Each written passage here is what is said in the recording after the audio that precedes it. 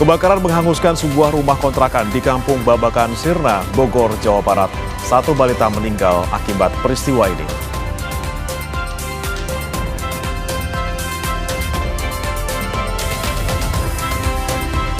Untuk mengamankan pasokan BBM dalam negeri, pemerintah mulai mengimpor minyak dari Amerika Serikat.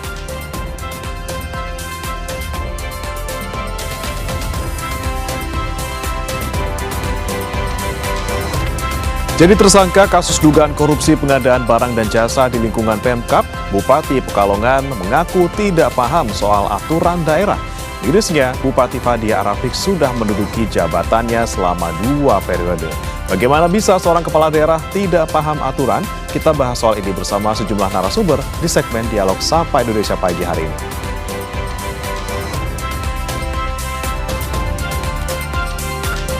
Amerika Serikat meluncurkan rudal jelajah jarak jauh Tomahawk Land Attack dalam operasi militer ke Iran.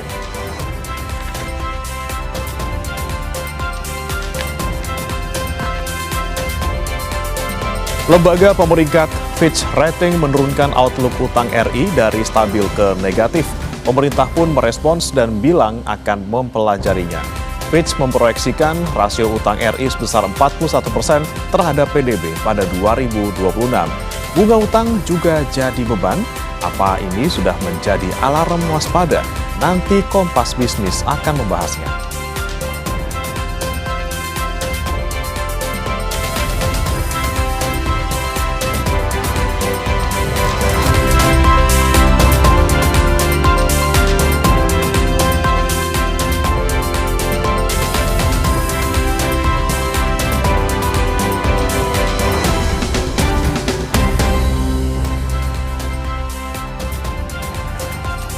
Selamat pagi saudara, Sapa Indonesia Pagi hadir hari ini Jumat 6 Maret 2026 bersama saya Putri Oktaviani. Dan saya Bremana Athena. Ya, Sapa Indonesia Pagi akan hadir dengan sejumlah informasi penting dan juga menarik untuk Anda pagi hari ini. Tapi saya mau tanya ke Okta dulu, Okta udah berapa tahun siaran?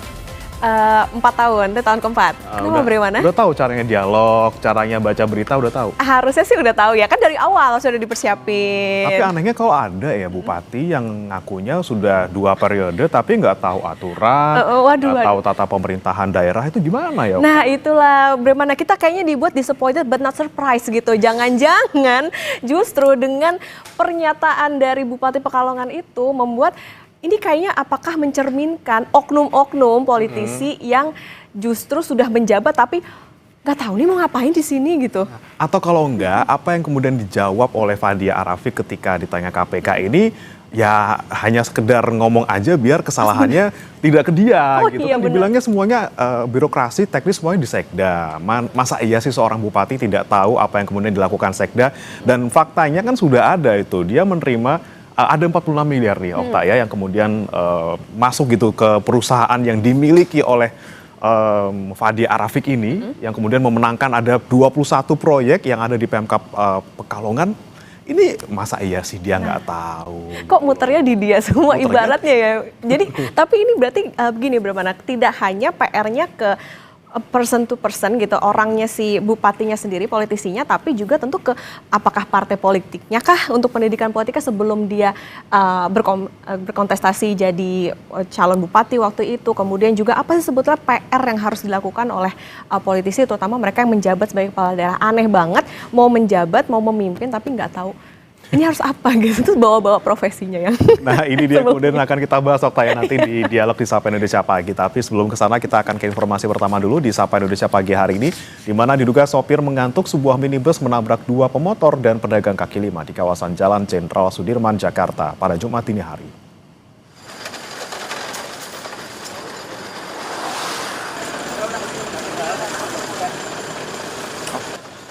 Minibus hitam ini rusak parah pada bagian depan setelah menabrak 2 motor dan gerobak pedagang kaki lima.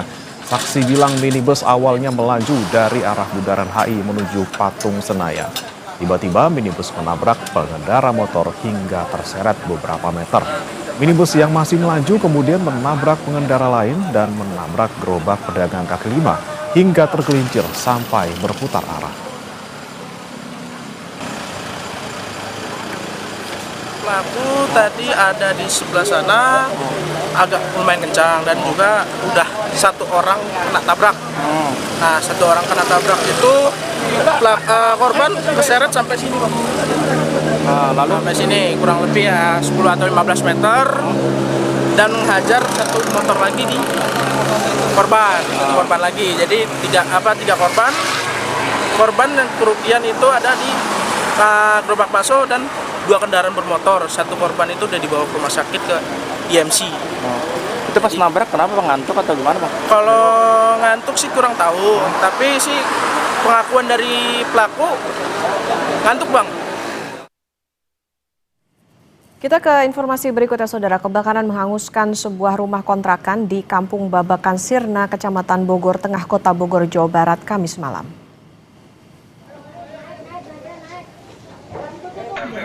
Kebakaran ini diduga akibat kompor menyala yang ditinggal tidur pemilik rumah. Petugas gabungan yang datang ke lokasi langsung memadamkan api. Dalam kebakaran ini, seorang anak balita meninggal dunia dan kedua orang tuanya menderita luka bakar.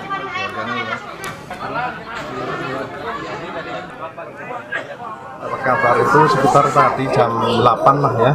Kemudian informasi untuk kejadian kebakaran itu mau menjelang untuk sholat tarawih. Kemudian korban ada 3, satu umur 1 tahun atas nama Zaki ya. Kemudian 2 lagi luka-luka. Sekarang semuanya masih di rumah sakit PMI. Kecelakaan beruntun melibatkan 10 kendaraan terjadi di ruas tol Cipularang kilometer 39B Purwakarta, Jawa Barat pada Kamis malam. 3 orang tewas.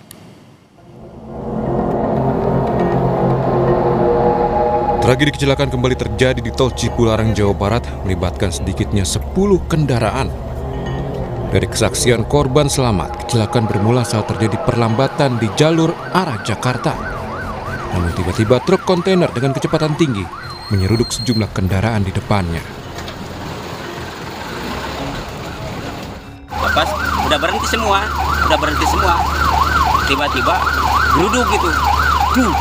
Mobil apa itu, Pak? Mobil yang gede itu mobil kontainer apa sih? Kontainer, iya. Mungkin kontainer mobil gede belakang. Saya udah 1 kali tubruk, saya terlempar, nubruk yang depan.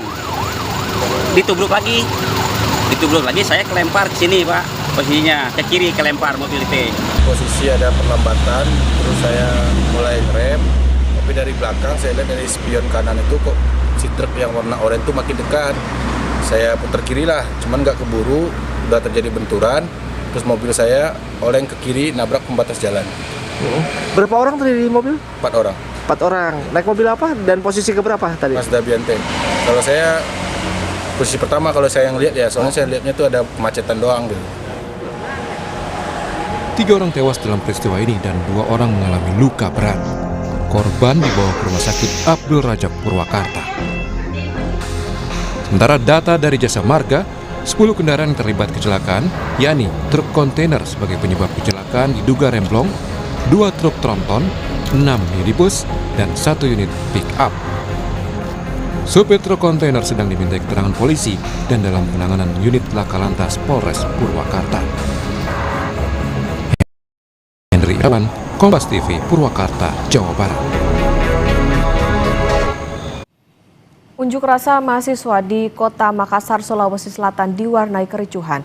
Ricuh dipicu perusahaan motor ojek online.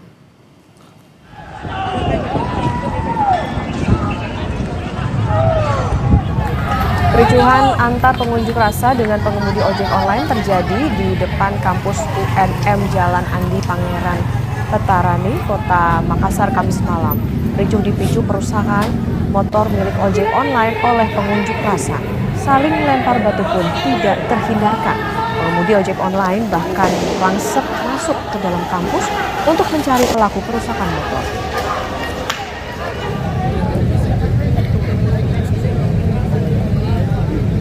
Pas ojolnya lewat ini ada perselisihan paham sampai motornya dirusak ya. Nah ini kemudian nyulut ya, solidaritas ya dari teman-teman ojol yang ada di sini, lalu menuntut supaya pelakunya ditangkap dan diproses gitu. Nah, kami dari kepolisian ini akan berusaha semaksimal mungkin. Seorang anak laki-laki berusia 12 tahun diterkam buaya saat bermain bersama teman-temannya. Akibat kejadian itu, korban mengalami luka serius.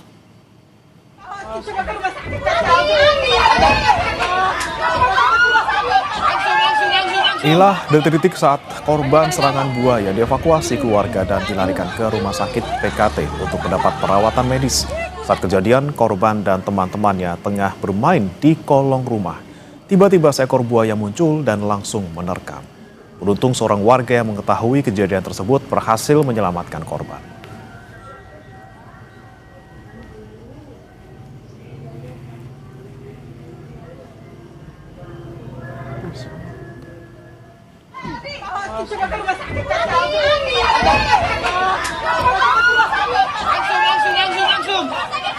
Sorotan berikutnya, saudara, seorang mahasiswa Universitas Diponegoro dikeroyok 30 rekannya sesama mahasiswa usai dituduh melakukan pelecehan. Pihak Universitas Diponegoro bilang sudah membentuk tim investigasi untuk mengungkap kasus ini. Arnendo, mahasiswa Universitas Diponegoro Semarang ini dikeroyok 30 rekannya sesama mahasiswa 15 November 2025 lalu.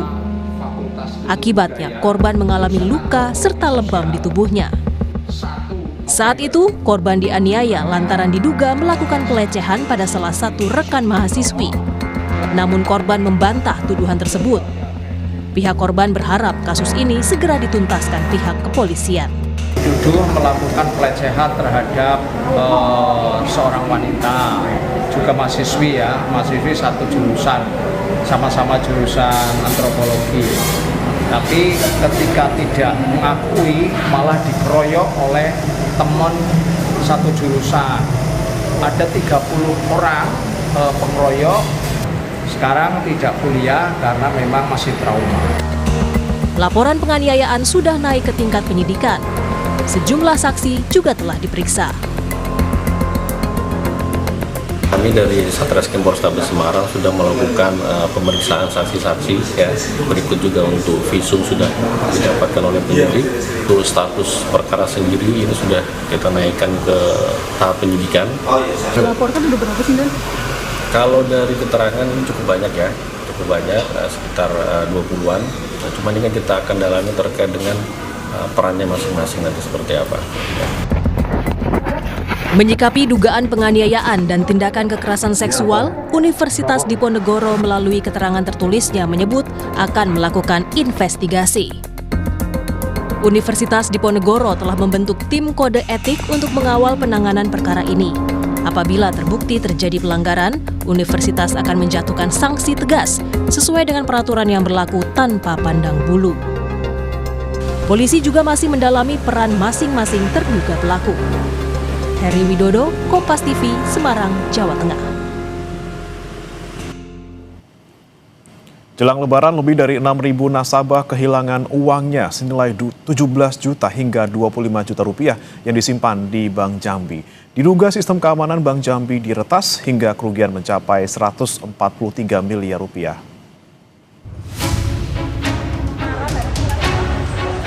Jelang Lebaran, sebanyak 6.000 nasabah kehilangan uang yang disimpan di Bank Jambi diduga akibat mengalami peretasan.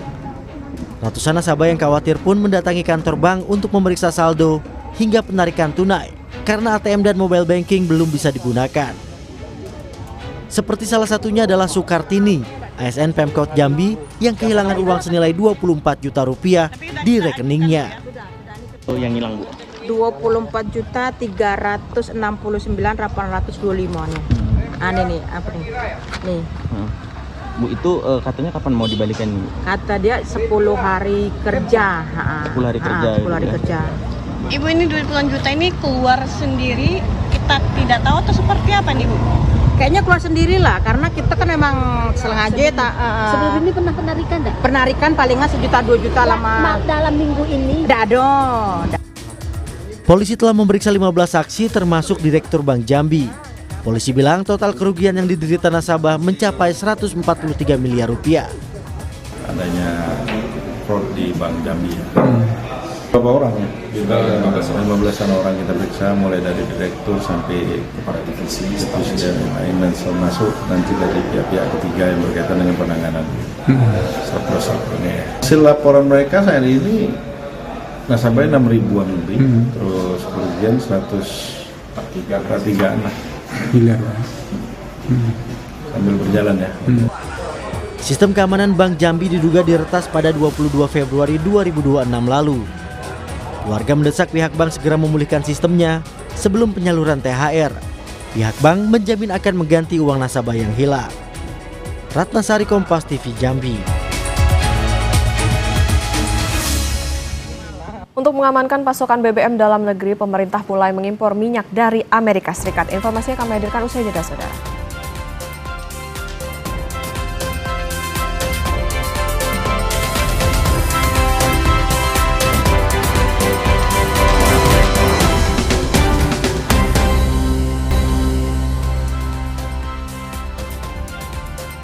Saudara, khawatir terjadinya kelangkaan BBM, antrian panjang warga terjadi di sejumlah SPBU di Kota Medan, Sumatera Utara. Warga harus antri beberapa jam untuk bisa mengisi BBM.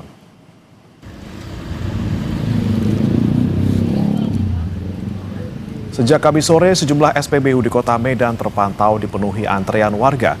Bahkan antrean BBM non-subsidi yang biasanya pendek terpantau hingga keluar SPBU. Sejumlah warga mengaku hal ini dilakukan guna mengantisipasi kelangkaan BBM, menyusul ketegangan di Timur Tengah yang berdampak pada stok dan harga BBM.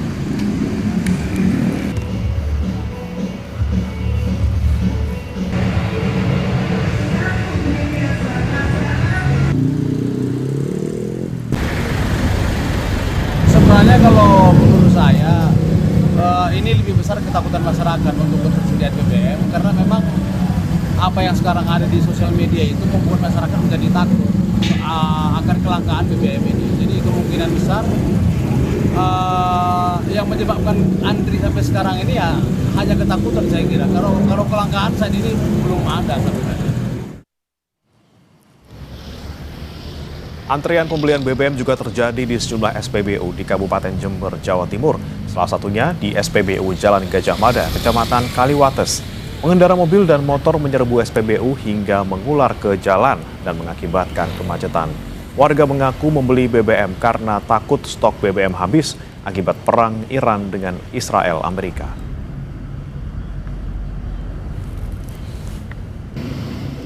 Ini dari gara-gara ini perang ini. Panik ini Pak ya? Iya panik.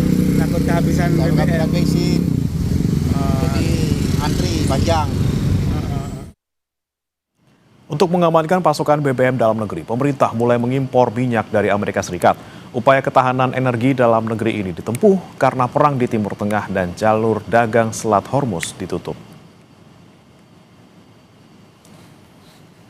Konflik Iran dengan Israel dan Amerika Serikat terus memanas dengan serangan rudal dan drone yang masih berlangsung. Dampaknya Selat Hormuz tutup dan membuat distribusi minyak dunia terganggu. Padahal jalur ini merupakan rute utama kapal tanker minyak. Untuk mengamankan pasokan, Indonesia akan mengalihkan sumber impor minyak mentah ke Amerika Serikat. Menteri ESDM menegaskan pasokan LPG nasional masih aman dan pemerintah akan terus memantau perkembangan konflik di Timur Tengah. 25% crude kita itu kan kita ambil dari Middle East, dari Selat Hormuz. Dan dari 25% itu kita sudah mengalihkan antisipasinya ke Amerika atau ke daerah negara-negara yang tidak ada kaitannya dengan Selat Hormuz. Jadi kalau menyangkut LPG nggak ada masalah. Jadi relatif clear lah. Kalau menyangkut BBM yang kita imporkan tinggal bensin. Dan itu kita belinya di Asia Tenggara, tidak ada di Middle East. Jadi relatif insya Allah clear. Buntut berkobarnya perang antara Iran dengan Amerika Serikat dan Israel, keluarga WNI di Timur Tengah mulai mengkhawatirkan kerabatnya yang bekerja sebagai pekerja migran. Keluarga berharap pekerja di daerah Timur Tengah bisa dipulangkan ke tanah air.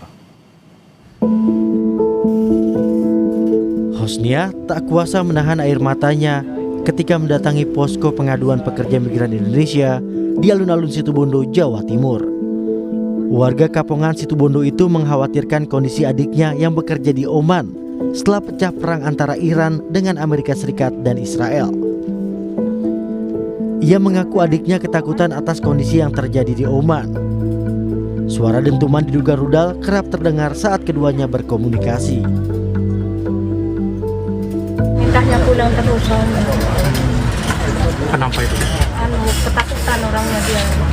Tidak mau nangis terus gitu, maunya mau pulang. Mencekam apa katanya mereka di sana? Ketakutan itu sama bom meluncur terus itu. Tiap hari itu? Iya, setiap hari. Pemerintah daerah Situbondo akan berkoordinasi dengan berbagai pihak untuk mencari langkah terbaik bagi para pekerja migran dan keluarganya. Kami akan berusaha melakukan komunikasi dengan pihak-pihak terkait. Pihak-pihak terkait itu siapa? Pihak terkait itu seperti KJRI, kemudian ini juga mungkin besok saya rencana bertemu dengan Menteri PPMI. Gitu ya. Bagi Hosnia, satu harapan yang tersisa adalah adiknya dapat segera pulang ke tanah air dengan selamat di tengah memanasnya konflik Timur Tengah. Rendra Ravandika, Kompas TV Situbondo, Jawa Timur. Menteri Perlindungan Pekerja Migran Indonesia atau P2MI Muhtarudin memastikan kondisi pekerja migran Indonesia di Iran dalam keadaan aman.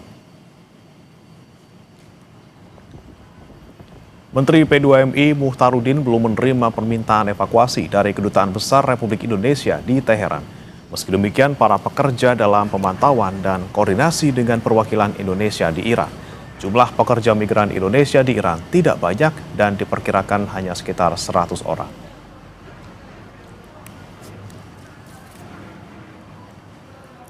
Sampai hari ini belum ada baik dari pemerintah daripada pemerintah daerah Timur Tengah, ya, negara-negara Timur Tengah, maupun dari perwakilan kita di KBRI untuk melakukan tindakan evakuasi. Nanti semuanya masih dalam under control, gitu ya. Yang kedua, belum ada laporan juga dari pekerja migran kita yang terdampak. Ya, secara mungkin harus dievakuasi dan lain-lain. Ada beberapa pekerja migran yang di Kuwait, ya, itu yang bukan dampak fisik, tetapi psikologis. Memanasnya konflik antara Iran dan Amerika Serikat dengan Israel berdampak terhadap kunjungan wisatawan asal Timur Tengah ke Bali. Selama 4 hari pertama perang terjadi penurunan jumlah kedatangan wisatawan sebanyak 800 orang per hari. Kebanyakan adalah wisatawan dari Timur Tengah dengan penerbangan transit di Dubai dan Doha. Sementara wisatawan dari Eropa cenderung menyesuaikan rute keberangkatan. Angkasa Pura Indonesia, pengelola Bandara Internasional Igusti Ngurah Rai Bali mencatat hingga Rabu siang ada 35 penerbangan rute internasional yang batal. Dari data itu, 20 penerbangan dari Denpasar menuju Doha dan Abu Dhabi dan 15 penerbangan dari Abu Dhabi, Dubai, dan Doha menuju Denpasar.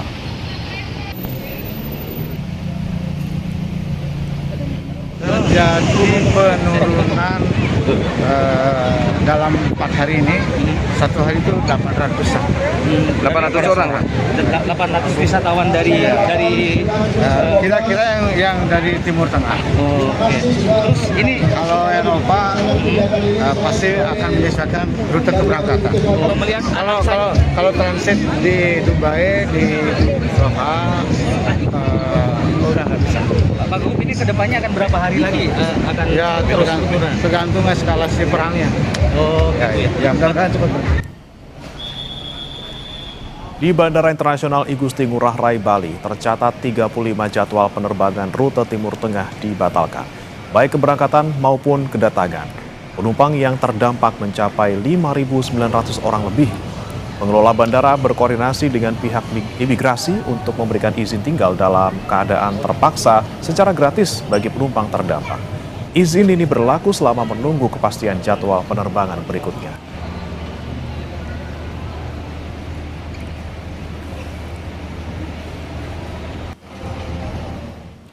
Jadi tersangka kasus dugaan korupsi pengadaan barang dan jasa di lingkungan Pemkab, Bupati Pekalongan mengaku tidak paham soal aturan daerah. Mirisnya Bupati Fandi Arafik sudah menduduki jabatannya selama 2 periode. Bagaimana bisa seorang kepala daerah tidak paham aturan? Kita bahas soal ini bersama sejumlah narasumber di segmen Dialog Sapa Indonesia Pagi usai jeda berikut.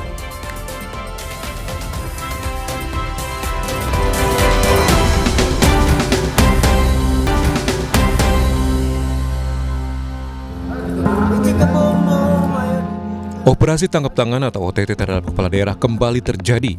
Kali ini, Komisi Pemberantasan Korupsi menangkap Bupati Pekalongan, Fadia Arafik, melalui operasi tangkap tangan di Semarang, Jawa Tengah pada Selasa 3 Maret. Setelah menemukan alat bukti yang cukup, KPK menetapkan Bupati Pekalongan, Fadia Arafik sebagai tersangka kasus dugaan korupsi pengadaan barang dan jasa di lingkungan Pemkab Pekalongan.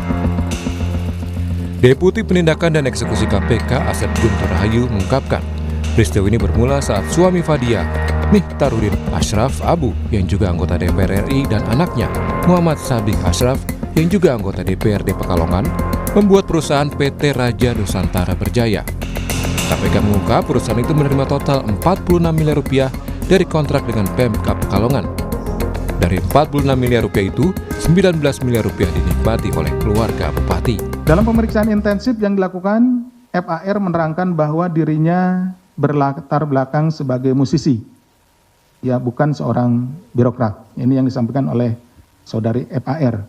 Serta dengan demikian, saudara FAR tidak memahami hukum dan tata kelola pemerintahan daerah. FAR mengaku urusan teknis birokrasi diserahkan kepada sekretaris daerah, sementara dirinya lebih banyak menjalankan fungsi seremonial di lingkungan Kabupaten Pekalongan. Itu yang disampaikan oleh saudari FAR pada saat memberikan keterangan. Hal ini tentunya bertentangan dengan asas presumptio aures de iure, teori fiksi hukum. Terlebih FAR adalah seorang bupati atau penyelenggara negara selama 2 periode, serta 1 kali menjabat sebagai wakil bupati periode 2011-2016. Bupati Pekalongan, Fadia Arafik, tersangka korupsi pengadaan barang dan jasa, membantah dirinya terjerat OTT KPK. Fadia bahkan bilang dirinya ditangkap saat tengah bersama Gubernur Jawa Tengah di Semarang. Fadia juga bilang tak terlibat apapun soal pengadaan barang dan jasa, namun Bupati bilang perusahaan itu milik keluarganya. Saat penangkapan saya, mereka menggerebek ke rumah, saya sedang sama Pak Gubernur Jawa Tengah. Jadi saya tidak ada OTT apapun, barang serupiah pun, demi Allah nggak ada. Ibu bersama Gubernur Jawa Tengah membahas apa, Ibu? Nggak membahas izin bahwa saya besok nggak bisa hadir acara MBG gitu. MBG? Bu, Ibu ikut proyek dalam pengadaan PBJ juga, Bu, ya? Perusahaannya, Bu? Enggak, saya tidak ikut, Mbak. Itu apa itu? Ya. Bukan, itu bukan punya saya nggak pernah ikut. Itu perusahaan siapa, Bu? Itu perusahaan dari keluarga, bukan saya. Wakil Bupati Pekalongan, Sukirman, memastikan pelayanan pemerintahan berjalan normal usai KPK melakukan OTT Bupati Pekalongan, Fadia Arafik. Sukirman menyebut ruangan Bupati hingga sejumlah ruangan di kantor Setda tidak dapat digunakan lantaran masih disegel KPK. Begitupun aset mobil mewah milik Bupati Fadia yang disegel KPK dan masih terparkir di pendopo rumah dinas Bupati. Masih berjalan dengan baik di bidang kesehatan, di bidang pendidikan, di pasar-pasar, UKM, UMKM dan seterusnya, perizinan dan seterusnya masih berjalan dengan baik. Seperti biasa, kami secara otomatis selalu berbagi tugas, saya khususnya dengan Ibu Bupati. Bila satu berhalangan, satu mengerjakan yang lain. Pasca OTT KPK, ruang kantor Bupati Fadia Arafik, ruang Sekretaris Daerah Yulian Akbar, dan sejumlah ruang kepala dinas disegel KPK. Sejumlah aset mobil mewah milik Bupati Fadia di pendopo rumah dinas juga tak luput disegel KPK. Tim Liputan Kompas TV.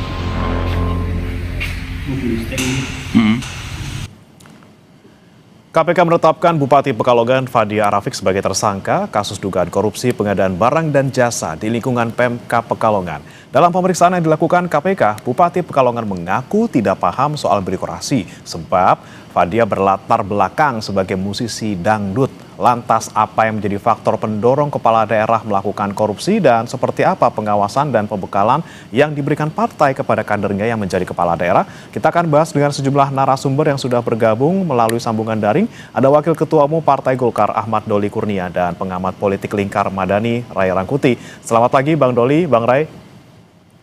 Selamat pagi.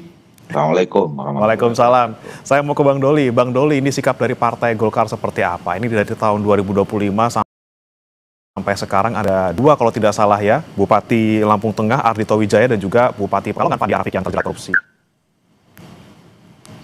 Iya, tentu kita semua prihatin ya dan kecewa tentunya. Pertama prihatin karena semakin hari semakin bukan berkurang ya, kepala daerah yang terkena atau terjebak masalah hukum, apalagi kena OTT dalam berapa bulan terakhir ini, kalau tidak salah sekitar 7 atau 8 ini. Nah, artinya kita melihat bahwa mereka ini tidak membaca situasi atau tidak baca perkembangan ya, bahwa ada kolega-koleganya yang sebelum mereka kena itu juga terjadi hal yang sama. Nah, kenapa mereka ulangi kan gitu? Kenapa tidak hati-hati? Nah, yang kedua, sebagai pimpinan partai Golkar, di mana ada seperti Pak Dia inilah, dia adalah kader Golkar, bahkan ketua di sana. Nah, tentu kita kecewa ya, kenapa senaif itu, ya, karena di dalam partai kita sebetulnya kita sering sekali mengingatkan ya, jajaran partai kita ini untuk fokus menjalankan amanah yang diberikan rakyat, ya, melakukan kebijakan-kebijakan yang pro rakyat, kemudian selalu harus ikut aturan, gitu. Jangan mengambil kebijakan yang berpotensi bermasalah hukum, gitu. Nah, itu sering kita ingatkan. Bahkan sebetulnya kepala-kepala daerah seperti Fadia yang sudah kedua periode ini, itu pernah dulu kita lakukan semacam briefing atau pembekalan yang dilakukan oleh partai yang diisi oleh KPK, gitu. Nah, jadi sebetulnya tidak ada alasan ya, menurut saya, apalagi kalau tadi dijelaskan, menurut saya ya sudah tidak lagi perlu disampaikan alasan saya latar belakangnya apa, gitu ya. Ya, ketika kita siapapun latar belakangnya, ya, begitu mengambil keputusan untuk mengabdi kepada bangsa dan negara melalui posisi-posisi jabatan publik, ya kita harus tahu tugas dan tanggung jawab kita itu apa, hak dan kewajiban kita apa, gitu. Jadi tidak ada no excuse lah, ya, mau dari latar belakang mana, gitu. Nah, oleh karena itu menurut saya sih nggak usah lagi buat alasan-alasan yang tidak tepat seperti itu, ya jalani aja, pertanggungjawabkan apa yang dilakukan dan ikuti proses hukum ini. Jadi partai kami tentu tadi prihatin, kecewa, tapi kami tetap menghargai negara kita ini adalah negara hukum, proses dan mekanisme hukumnya sudah diatur, ya dalam kasus ini ya jalani saja, kira-kira begitu. Nah, tapi kan memang sudah tadi disebutkan Bang Doli sudah ada pembekalan yang bareng-bareng KPK gitu ya, untuk tidak korupsi untuk mengikuti aturan-aturan yang ada. Apakah mungkin kemudian dengan kejadian lagi gitu Bang Doli sekali ini ke Fadia seperti itu, apakah kemudian pembekalan yang diberikan ini masih kayaknya kurang mengena, atau sebenarnya ini faktornya ya faktor di pribadi Fadia sendiri gitu? Ya itu tadi, dan selain masing-masing partai, saya kira kan seluruh kepala daerah itu juga sering ya mendapatkan pembekalan seperti itu. Katakanlah terakhir retreat itu kan juga sebetulnya pembekalan yang dilaksanakan oleh pemerintah pusat kepada seluruh kepala daerah, dan salah satu narasumber atau sesi yang ada dalam retreat itu adalah ketua KPK, gitu. Nah, artinya kan mereka sebetulnya udah berkali-kali kesempatan atau diberikan ya informasi tentang aturan dan segala macam itu. Nah, tapi memang lagi-lagi ya ini alarm keras buat kita, gitu ya. Kalau misalnya ada pejabat publik terutama kepada yang hampir berturut-turut ya terus-menerus ada yang terjebak masalah hukum. Jadi ini kan ya saya kira buat Indonesia ini bukan sebuah prestasi ya, ketika semakin banyak orang atau pejabat yang terkena masalah hukum gitu atau terjebak kasus korupsi, ya harusnya kan semakin lama semakin berkurang. Jadi artinya PR besar kita adalah membangun ekosistem ya, di mana semua orang itu tahu dan kemudian ya tidak mau lagi atau bisa ada pencegahan lah ya terhadap tindak pidana korupsi itu, dan itu tanggung jawab kita semua. Oke, kalau misalnya semua pejabat publik itu berasal dari partai politik, tentu salah satu atau tanggung jawab terbesarnya adalah dari partai politik. Tapi juga kita harus sama-sama membangun ya bangsa negara kita ini harus membangun sistem yang betul-betul bisa mengantisipasi atau mencegah ya semua kita ini adalah insan-insan atau pejabat-pejabat yang tahu hak dan kewajiban, paham mana yang salah yang benar gitu ya, sehingga tidak lagi melakukan langkah-langkah yang salah atau potensi masalah hukum itu atau korupsi. Oke, baik. Saya ke Bang Rey. Bang Rey, tanggapan Anda nih, sudah 2 periode jadi Bupati Pekalongan, bahkan sebelumnya sudah jadi Wakil Bupati juga gitu ya, sudah diberikan pembekalan kalau kata Bang Doli tadi di Partai Golkar. Masa iya alasannya karena nggak tahu soal aturan? Apakah ini cuma cara ngeles gitu ya, supaya dia lolos dari tuduhan, tapi cara ngelesnya kurang lihai gitu, Bang Rey? Iya, kalau nggak ngerti kok malah jadi Bupati kan aneh. Tapi itu juga sebetulnya kan membuat Golkar jadi malu. Kenapa? Lah masa orang yang nggak ngerti asas-asas pemerintahan kok dicalonkan oleh Golkar gitu kan? Dan jangan lupa beliau ini adalah orang yang bagian dari orang yang dititipi oleh Pak Jokowi kan? Ya ini artinya ada 2 sebetulnya kan? Satu di Golkar, satu di Pak Jokowi. Tapi tiba-tiba ngelesnya itu loh. Saya nggak tahu loh kok Golkar kok dorong orang yang nggak tahu kelola pemerintah daerah kan? Sama dengan Pak Jokowi juga kok bisa mendukung orang yang atau menitip orang yang nggak mengerti tata kelola pemerintahan daerah. Artinya memang betul ini alasan yang dibuat-buat. Tapi alasannya ini sangat bisa memalukan Golkar, juga sangat bisa memalukan Pak Jokowi gitu ya. Itu yang pertama. Nah yang kedua adalah faktor ya. Kalau kita bicara faktor, kita udah berulang kali mengatakan sangat bahaya dinasti politik ini. Sebab salah satu faktor utama terjadinya praktek korupsi, kolusi itu adalah nepotisme. Nah ini salah satu yang bukan salah satu lagi, ini bagian dari sekian banyak kasus korupsi, kasus suap di daerah itu yang tata kelola pemerintahannya itu berbasis nepotisme. Seperti kita ketahui kan suami dari Ibu Padia ini kan adalah anggota DPR dan juga dari fraksi Golkar. Nah, jadi kan kalau kita lihat lingkup yang kayak begini, nggak akan jauh pikiran kita akan terjadi praktek-praktek yang akan dapat menciderai asas pengelolaan pemerintahan daerah. Dan umumnya itu adalah terkait dengan suap, terkait dengan korupsi, dan sebagainya. Oleh karena itulah dari dahulu kita menolak praktek dinasti ini, karena hanya akan melahirkan koruptor-koruptor baru, nggak akan melahirkan pengelolaan pemerintahan daerah dan sebagainya gitu ya. Nah ini yang kedua. Nah yang ketiga, saya kira kalau bicara soal sistemik, inilah pentingnya mengapa kita 2 hal ya, terus mengusung supaya satu, revisi pembuatan undang-undang perampasan aset itu segera ditetapkan oleh DPR. Yang kedua adalah hak untuk mencabut hak politik para koruptor. Sayangnya kan yang kedua ini dibatalkan lagi ya, di mana hak orang yang didakwa dan divonis ya melakukan tindak pidana korupsi lebih dari yang hukumnya lebih dari 5 tahun, itu otomatis hak politiknya hilang, itu dibatalkan lagi. Nah, efeknya seperti yang sekarang.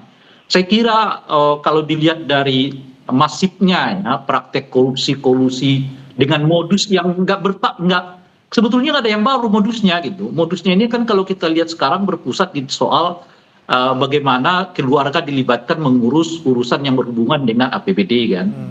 Yang kedua adalah mengambil keuntungan dari proses seleksi di semua lapisan yang berhubungan dengan aparat pejabat daerah gitu.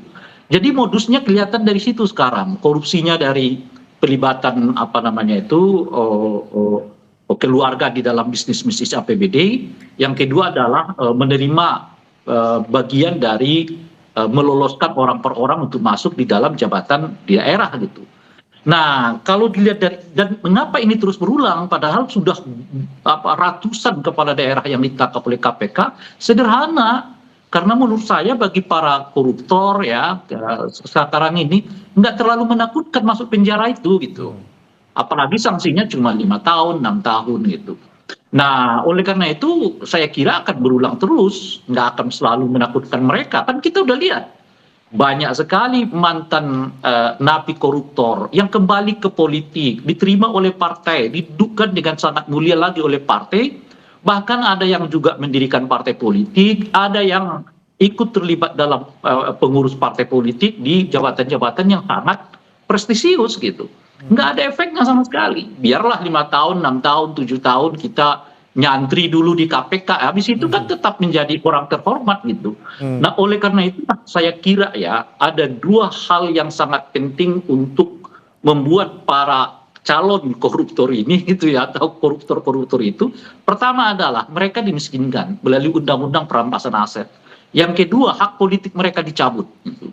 Kalau yang 2 ini kita nggak lakukan, kita akan siklusnya akan begini-begini aja, tangkap ya, masukkan penjara, ribut sebentar, tangkap lagi, masukkan penjara, ribut sebentar, tapi tidak menyelesaikan akar masalah yang paling fundamental, yaitu soal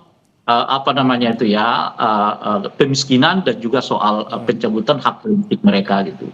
Oke, bicara soal hak politik ini kan tentunya juga tidak lepas dari partai politik, Bang Doli. Tadi terkait dengan nepotisme yang mungkin menjadi akar permasalahan dari korupsi yang mungkin sering terjadi menjerat kepala daerah. Bagaimana kemudian Partai Golkar menyikapinya? Apakah kemudian dengan memperbaiki sistem perekrutan maupun juga pencalonan kader yang ada di partai sendiri? Iya, tentu ini buat partai kami, Partai Golkar pukulan ya.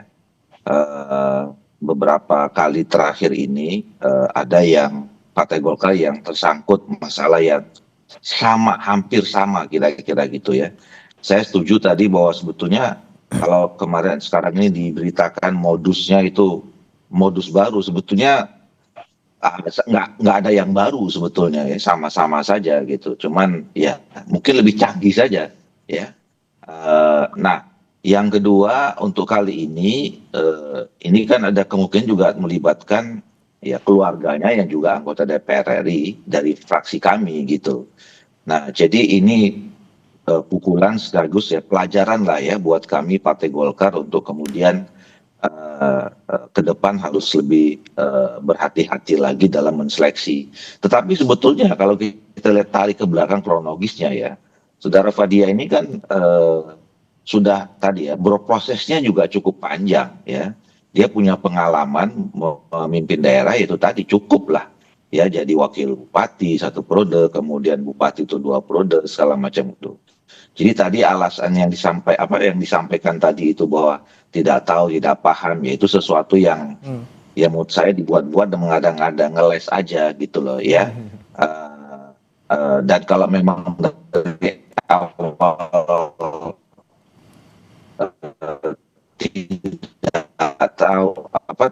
tidak tahu ya tentu kan proses perjalanan pemerintahan di sana pasti terganggu. Terus ini ya pemerintah di sana kan selama ini berjalan cukup baik juga gitu ya. Nah, jadi itu 2 hal yang berbeda.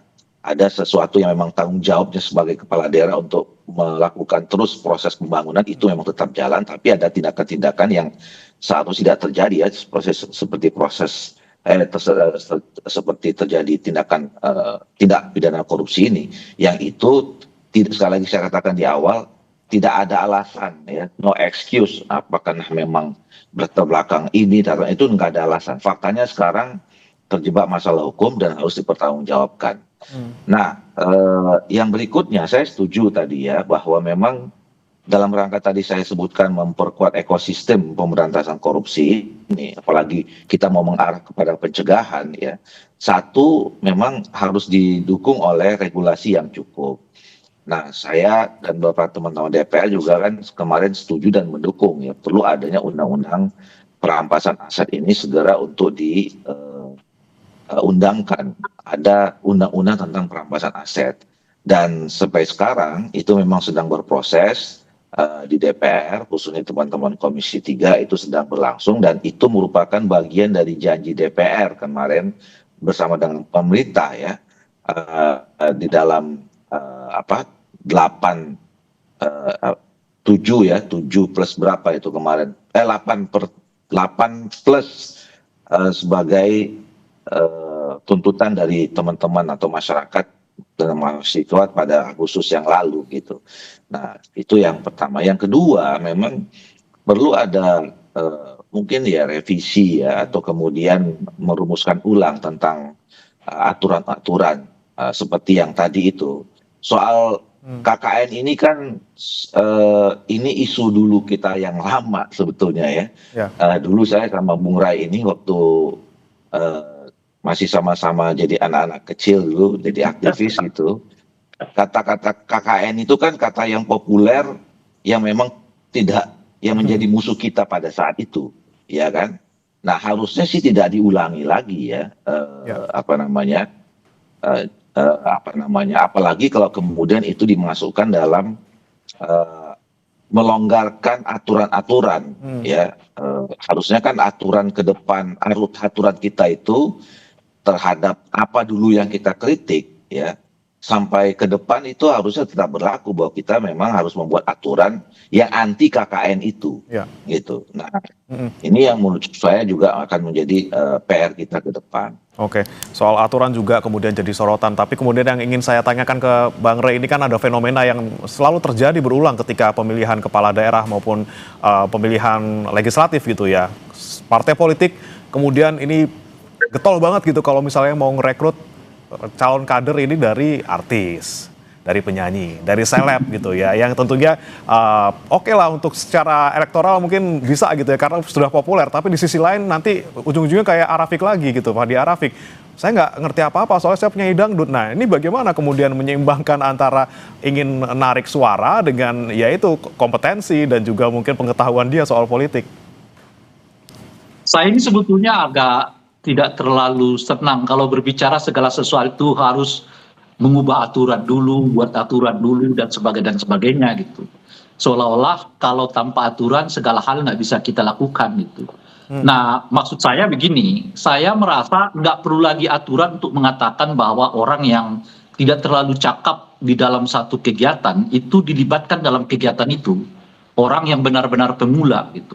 Dan saya kira juga nggak perlu lagi aturan untuk mengatakan kalau orang mau menempati posisi tertentu di Republik ini, mereka harus melalui proses gitu. Nah, oleh karena itu seleksi yang seperti itu mestinya terjadi di partai politik. Partai politik lah yang melakukan seleksi. Apakah orang ini sudah pada tahap atau kriteria yang layak mumpuni untuk diberi jabatan, katakanlah misalnya kepala daerah dan sebagainya gitu. Itu adanya di partai politik menurut saya gitu. Jadi nggak perlu lagi aturan misalnya bahwa calon kepala daerah itu minimal 3 tahun jadi anggota begitu gitu.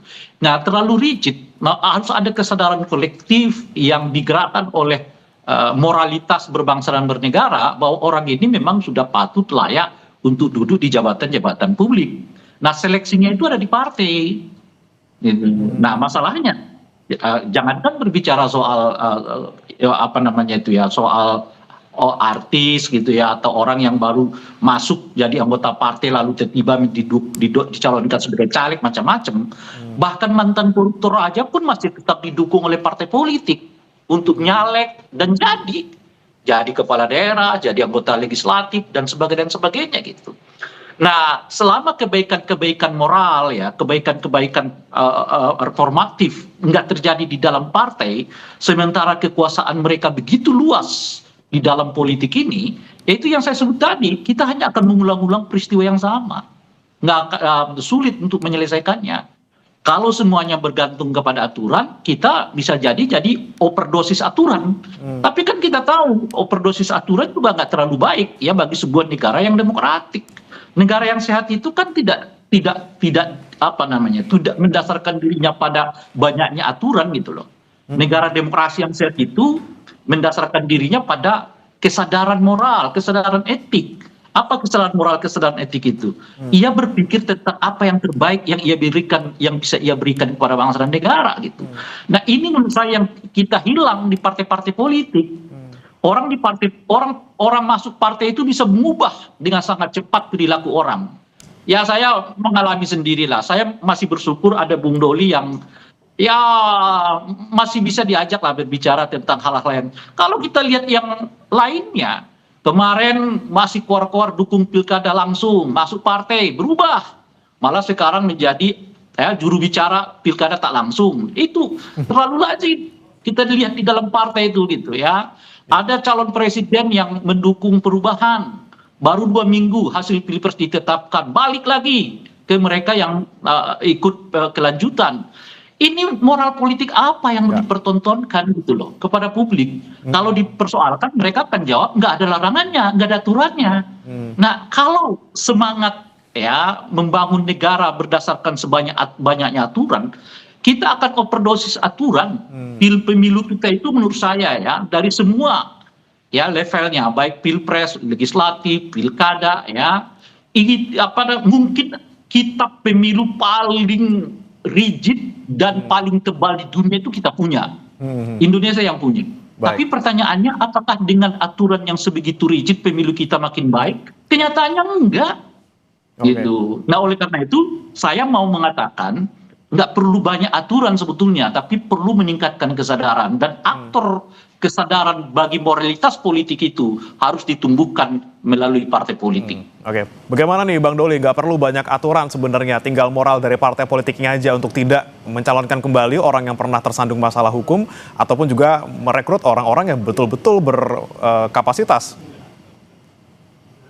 Iya, saya menilai tetap aturan itu penting ya, bahwa dan kemudian memang tidak perlu sampai over aturan, karena memang aturan itulah yang kemudian kita harapkan bisa terbangun sistem yang dalam tanda petik bisa memaksa satu habitat, satu lingkungan untuk bisa menegakkan aturan itu ya. Nah contoh tadi misalnya kan kita belum punya peraturan tentang bagaimana negara atau aparat hukum bisa kemudian mengambil ya aset orang yang diduga itu bukan haknya gitu. Nah dengan undang-undang perampasan aset gitu misalnya. Jadi kan kita tetap perlu aturan itu. Nah memang betul harus ada, persoalannya kemudian adalah ketika ada aturan yang membuat tidak itu kan karena kita tidak konsisten terhadap aturan itu. Jadi problemnya law enforcement, artinya kita bisa menganggap aturan itu ya bisa kita negosiasikan atau bisa kita tafsirkan lain dan seterusnya. Itu yang juga menjadi problem. Jadi law penting, aturan penting gitu ya, dan tidak memang perlu ada over law gitu, over regulation. Nah, tapi juga law enforcement-nya penting. Nah ini juga menurut saya yang jadi penting. Satu, yang kedua soal rekrutmen ya. Kita ambil contoh misalnya Fadia, kami lah misalnya di Partai Golkar ya berusaha untuk selektif mungkin. Kami juga tidak selalu memaksakan diri misalnya tadi ya kalau di awal pertanyaannya soal teman-teman artis gitu ya yang kita hanya menganggap popularitasnya saja. Nah relatif kalau kami di Partai Golkar ini itu ya karena stoknya agak banyak gitu ya, jadi seleksinya juga ini. Karena contohnya si Fadia ini, saya terus terang saja dulu waktu saudara Fadia dicalonkan, saya tidak tahu, tidak dapat informasi yang banyak bahwa saya baru tahu nih bahwa beliau adalah artis dangdut. Yang saya tahu, yang kami tahu beliau anaknya almarhum Arafiq, keluarga musisi. Nah waktu itu kan beliau diajak sama bupati yang lama itu menjadi wakil bupati, dan selama jadi wakil bupati ya kita lihat performansnya di dalam melaksanakan tanggung jawabnya sebagai wakil bupati di dalam pemerintahan itu cukup baik. Dan kemudian waktu itu pada saat kita mau mencalonkan saudara Fadia, ya kita lihat dulu kan semua kan survei dan segala macam respon publik seperti apa, cukup bagus ya. Nah kita calonkan gitu. Jadi artinya itu tadi saya katakan ini dua hal yang berbeda. Satu soal performance sebagai atau skill ya sebagai pejabat publik yang diberi tanggung jawab untuk melaksanakan sebuah pemerintahan. Itu mungkin itu bisa baik, dan semua saya kira kita bisa cek nanti satu-satu ya, kepala-kepala daerah saja misal contohnya yang terkena kasus korupsi ini, itu coba cek, bisa jadi proses perjalanan tanggung jawabnya sebagai kepala daerah dan pemerintahan itu memang diurus dengan baik. Tapi sisi yang lain untuk menjalankan semua pemerintahan itu menjaga kinerja yang baik itu nggak cukup, harus dibantu dengan soal integritas yang juga tinggi, ya, sehingga memang mereka selain bisa menjalankan tanggung jawabnya sebagai kepala daerah, tapi juga punya integritas dan moralitas yang bagus sehingga tidak terjebak atau tergoda untuk melakukan praktek-praktek yang tidak benar seperti korupsi ini. Kita kira begitu. Baik. Saya terakhir nih ke Bang Ray sebelum kita tutup. Bang Ray, mungkin selain tadi faktor soal nepotisme, kemudian juga soal hukum kita yang mungkin kurang bikin jera untuk para kepala daerah untuk tidak korupsi lagi, ada juga kah kemudian faktor-faktor misalnya mengembalikan biaya politik yang sudah dikeluarkan selama dia mencalonkan diri, dan bagaimana kemudian seharusnya hal ini bisa diantisipasi dan juga bisa jadi perhatian oleh partai politik?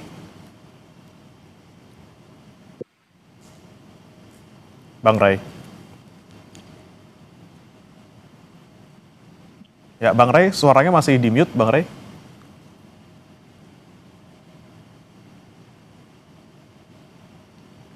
Ya, Bang Ray, bisa dinyalakan, Bang Ray? Ya. Baik, sepertinya masih dimatikan. Saya terakhir mungkin ke Bang Doli dulu. Bang Doli, kemudian apa yang kemudian bisa Anda pastikan lagi nih, Bang Ray, jangan sampai kader-kader partai politik terutama juga dari Golkar nanti kena lagi gitu. Mungkin edukasi sudah dilakukan, kemudian pengawasan juga sudah dilakukan. Apa yang kemudian bisa dipastikan lagi oleh partai Golkar khususnya agar kedepannya tidak ada lagi nih kader-kader partai politik dari Golkar yang terjerat korupsi? Ya, kita sebetulnya terus-menerus ya mengingatkan, kemudian memberikan informasi, kemudian pemutaran gitu ya terhadap seluruh kader kita untuk, apalagi dengan terakhir ini kan beruntun ini ya, beruntun, dan saya kira memang ya kita makin hari pimpinan partai seluruhnya termasuk kami Partai Golkar ya harus betul-betul alert ya, terus memasang mata telinga gitu untuk kemudian memonitor seluruh jajaran partai kita supaya memang tidak akan ada lagi ke depan yang terjebak dengan hal yang sama gitu. Ini kan ya tadi itu mungkin ya, ini saya waktu itu tadi melanjutkan apa yang disampaikan oleh Bu Ray ya.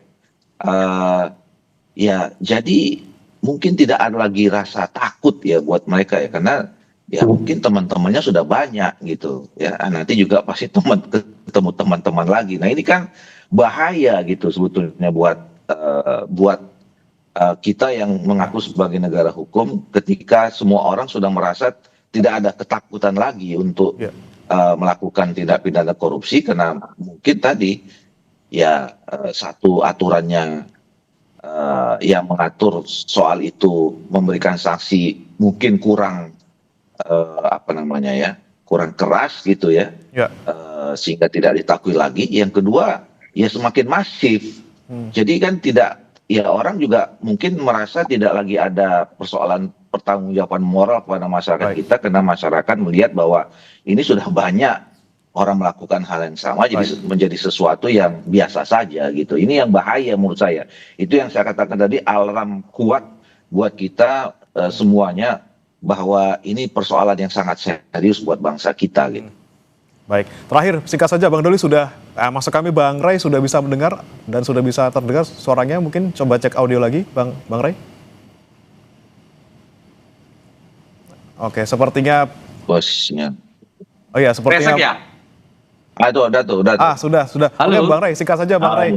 Bang Ray, singkat saja, ini mungkin terakhir, kemudian bagaimana kita bisa memutus mata rantai pejabat daerah yang korupsi, sudah ada 8 selama tahun 2025 sampai 2026, apa yang bisa kita lakukan sekarang konkretnya? Mengoptimalkan pengawasan terhadap dana kampanye. Inilah salah satu yang menurut saya agak lemah kita lakukan. Oleh karena itu saya punya usul ke depan ini mungkin dana kampanye itu langsung diserahkan ke KPK. Gitu. Nah, KPK lah yang langsung mengawasi sejauh apa penggunaan dana kampanye para calon, sehingga kita bisa mengantisipasi orang ini punya potensi untuk korupsi apa tidak. Nah, yang kedua, pengawasan terkait dengan praktek politik uang. Sayangnya Bawaslu kita nggak terlalu optimal bekerja pada wilayah ini, dan oleh karena itulah saya juga merasa Bawaslu kita ini perlu direformasi, Bung Dol. Jadi nggak perlu kita memiliki Bawaslu yang sedemikian gede, besar, terstruktur, tapi kalau terkait dengan politik uang, kinerjanya sangat lemah. Mereka hanya mengatur soal administrasi, mengurusi hal administrasi, tapi nggak masuk ke isu-isu yang sangat substantif. Bagaimana dana kampanyenya, bagaimana praktek penggunaan dana kampanye, bagaimana praktek politik uang dan sebagainya. Sebab aturan praktek politik uang itu sudah sangat terang benderang di dalam undang-undang kita, tapi seringkali itu kemudian justru jadi alasan untuk tidak terjadi permasalahan terkait dengan praktek politik uang. Nah, ini semua sangat tergantung pada visi daripada Bawaslu-nya. Kalau Bawaslu-nya seperti sekarang nggak bisa optimal dalam kerangka ya memberantas penyakit paling fundamental dalam pemilu. Satu, manipulasi suara. Kedua adalah praktek politik uang. Yang ketiga adalah penggunaan kekerasan dan hoax. Yang keempat adalah daftar pemilih. Yang ngapain kita bentuk Bawaslu yang sedemikian gede gitu loh. Bagus aja kita buat panitia ad hoc lah, satgas gitu, satgas anti politik uang, satgas anti pembelian suara, manipulasi suara, daripada membuat badan Bawaslu yang sedemikian besar tapi tidak mampu ya melakukan pemberantasan terhadap praktek politik uang itu. Baik, berarti dari hulu, tengah, dan juga hilir. Dari hulu mulai dari perekrutan, pencalonan di partai politik, kemudian ketika pemilihan di kampanye, pengawasannya harus diperketat, dan juga nanti hilirnya ketika sudah menjabat, bagaimana hukuman ini bisa membuat orang-orang yang sudah terpilih ini tidak korupsi lagi, akan takut untuk berkorupsi. Tentunya kita nantikan bersama agar korupsi di muka bumi ini ya, di Indonesia ini juga bisa sirna seperti itu. Terima kasih Bung Ahmad Doli Kurnia, Wakil Ketua Umum Partai Golkar, dan juga Bang Ray Rangkuti, pengamat politik Lingkar Madani, sudah bergabung bersama kami di Sapa Indonesia Pagi. Selamat pagi. Sampai ketemu. Saudara, jangan beranjak, kami akan kembali dengan informasi lainnya. Amerika Serikat meluncurkan rudal jelajah jarak jauh Tomahawk Land Attack dalam operasi militer ke Iran sesaat lagi.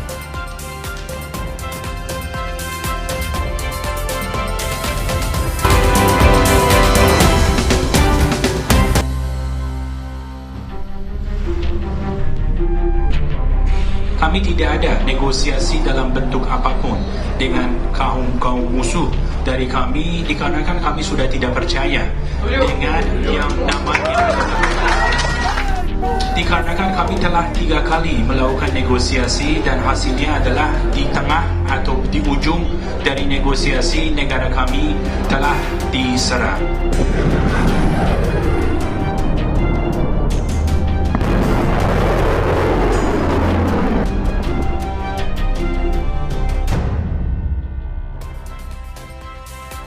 Kembali di Sapa Indonesia Pagi, saudara, kali ini bersama saya Putri Oktaviani. Amerika Serikat meluncurkan rudal jelajah jarak jauh Tomahawk Land Attack dalam operasi militer ke Iran.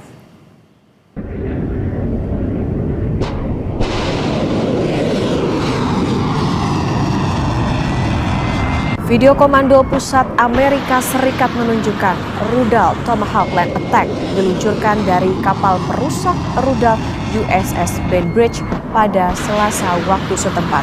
Rudal jelajah jarak jauh Tomahawk ini ditembakkan ke arah Iran. Serangan ini sebagai bagian dari operasi militer AS Israel di Iran.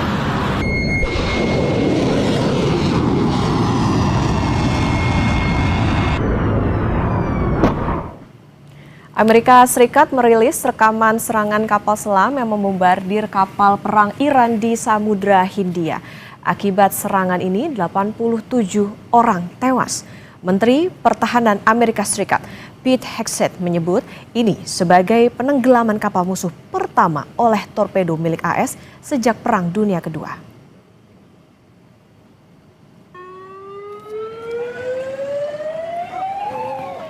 Personel kapal perang Iran yang menjadi korban penembakan kapal selam AS dievakuasi ke rumah sakit di Gale di pantai selatan Sri Lanka.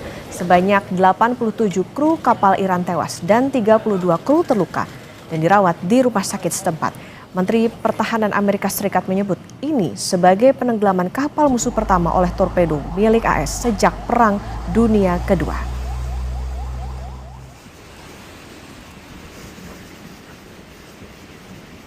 An American submarine sunk an Iranian warship that thought it was safe in international waters. Instead, it was sunk by a torpedo. Quiet death. The first sinking of an enemy ship by a torpedo since World War II. Berikutnya, saudara, televisi pemerintah Iran menayangkan rekaman peluncuran drone oleh Garda Revolusi Iran yang diklaim menargetkan fasilitas Israel dalam operasi True Promise 4.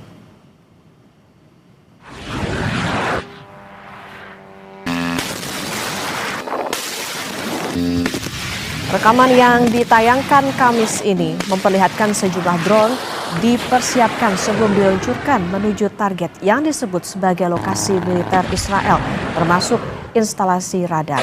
Lokasi video tersebut belum dapat diverifikasi secara independen. Serangan ini terjadi beberapa hari setelah operasi militer bersama Amerika Serikat dan Israel terhadap Iran yang memicu eskalasi konflik di kawasan.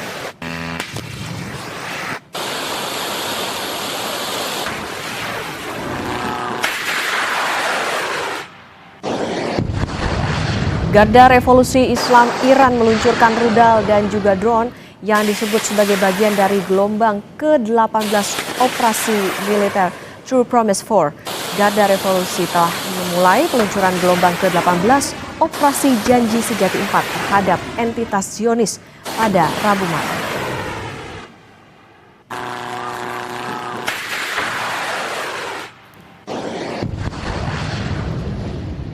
Presiden Amerika Donald Trump mengecam Inggris dan mengancam akan menghentikan hubungan dagang dengan Spanyol. Trump menganggap dua negara sekutunya tersebut tidak mau mendukung dalam serangan Amerika ke Iran.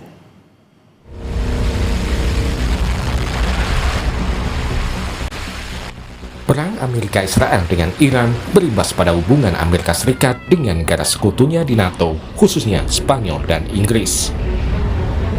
Presiden Donald Trump menuding dua negara tersebut tidak memberikan dukungan penuh pada serangan Amerika ke Iran. Trump bahkan mengancam akan menghentikan hubungan dagang Amerika dengan Spanyol. And as you know, they were the only country that in NATO would not agree to go up to 5%. I don't think they want to agree to go up to anything. They wanted to keep it at 2%, and they don't pay the 2%. So we're going to cut off all trade with Spain. We don't want anything to do with Spain. By the way, I'm not happy with the UK either. That island that you read about, the lease, okay, he made it for whatever reason, he made a lease of the island. Somebody came and took it away from him. And it's taken 3-4 days for us to work out where we can land there. It would have been much more convenient landing there as opposed to flying many extra hours. So we are very surprised. This is not Winston Churchill that we're dealing with. Merespon pernyataan Trump, Perdana Menteri Spanyol Pedro Sanchez menyebut Trump seharusnya tidak bermain roulette Rusia dengan nyawa jutaan orang sebagai taruhannya dalam konflik dengan Iran. Sanchez tegaskan, Spanyol tidak akan terlibat dalam perang yang dijalankan Trump dan tidak takut dengan pembalasan dari pihak lain karena mempertahankan sikapnya. Sanchez tegaskan, Spanyol tidak akan terlibat dalam perang yang dijalankan Trump dan tidak takut dengan pembalasan dari pihak lain karena mempertahankan sikap. Por tanto, debemos aprender de la historia y no podemos jugar a la ruleta rusa con el destino de millones de personas. Las potencias involucradas en este conflicto deben cesar inmediatamente las hostilidades y apostar por el diálogo y la diplomacia. Al contrario, yo creo que esta posición no es en absoluto ingenua, es coherente. Y por tanto no vamos a ser cómplices de algo que es malo para el mundo y que también es contrario a nuestros valores e intereses, simplemente por el miedo a las represalias de alguno. Porque nosotros tenemos una confianza absoluta en la fortaleza económica, institucional y también diría moral de nuestro país. Sementara Perdana Menteri Inggris, Keir Starmer, juga menegaskan negaranya tidak akan terlibat dalam serangan ofensif ke Iran. Namun, ia mengizinkan Amerika Serikat untuk menggunakan pangkalan militer Inggris demi melindungi kepentingan sekutu dan warga Inggris. The United States has requested permission to use British bases for that specific and limited defensive purpose.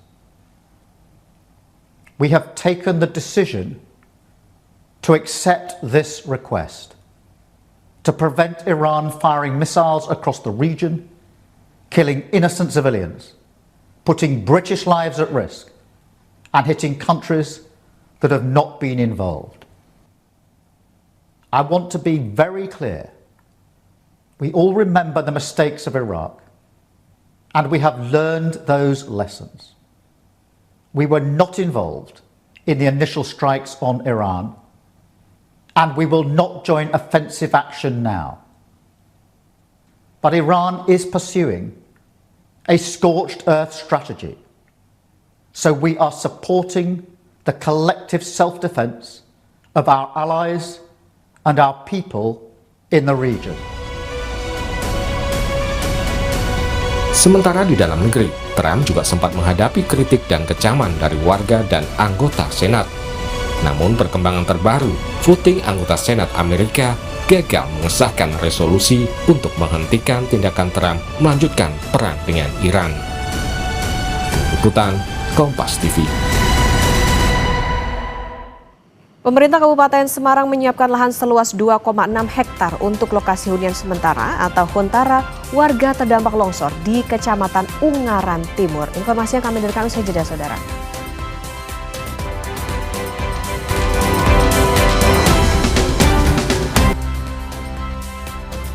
Saudara, pemerintah Kabupaten Semarang menyiapkan lahan seluas 2,6 hektar untuk lokasi hunian sementara atau huntara warga terdampak longsor.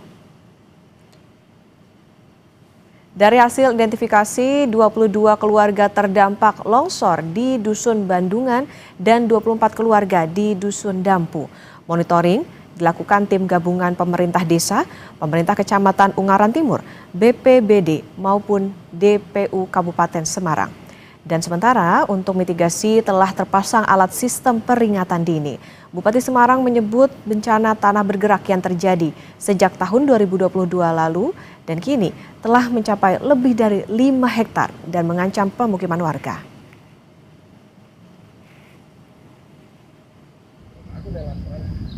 Warga terdampak longsor mengaku siap direlokasi. Mereka juga berharap pemerintah menangani langsung ke titik longsoran guna mencegah longsor kian melebar dan siap untuk direlokasi. Pergerakan tanah mencapai lebih dari 5 hektar sehingga ditakutkan membahayakan warga di sekitar lokasi. Diketahui saudara, jarak antara permukiman dengan titik longsor yang hanya sekitar 15 meter membuat warga cemas.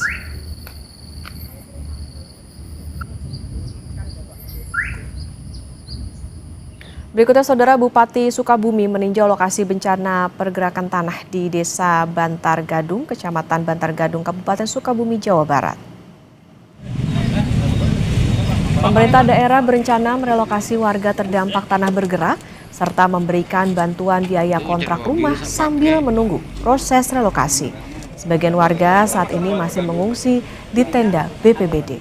Bupati Sukabumi Asep Japar meninjau langsung lokasi bencana dan para pengungsi di tenda BPBD. Bupati menilai bencana pergerakan tanah ini akan berlangsung lama. BPBD mencatat 101 rumah rusak dari 212 kepala keluarga. Sebagian warga mengungsi di tenda dan sebagian lainnya di rumah kerabat. Sembako, selimut, alat tidur, serta obat-obatan juga terus diberikan kepada pengungsi.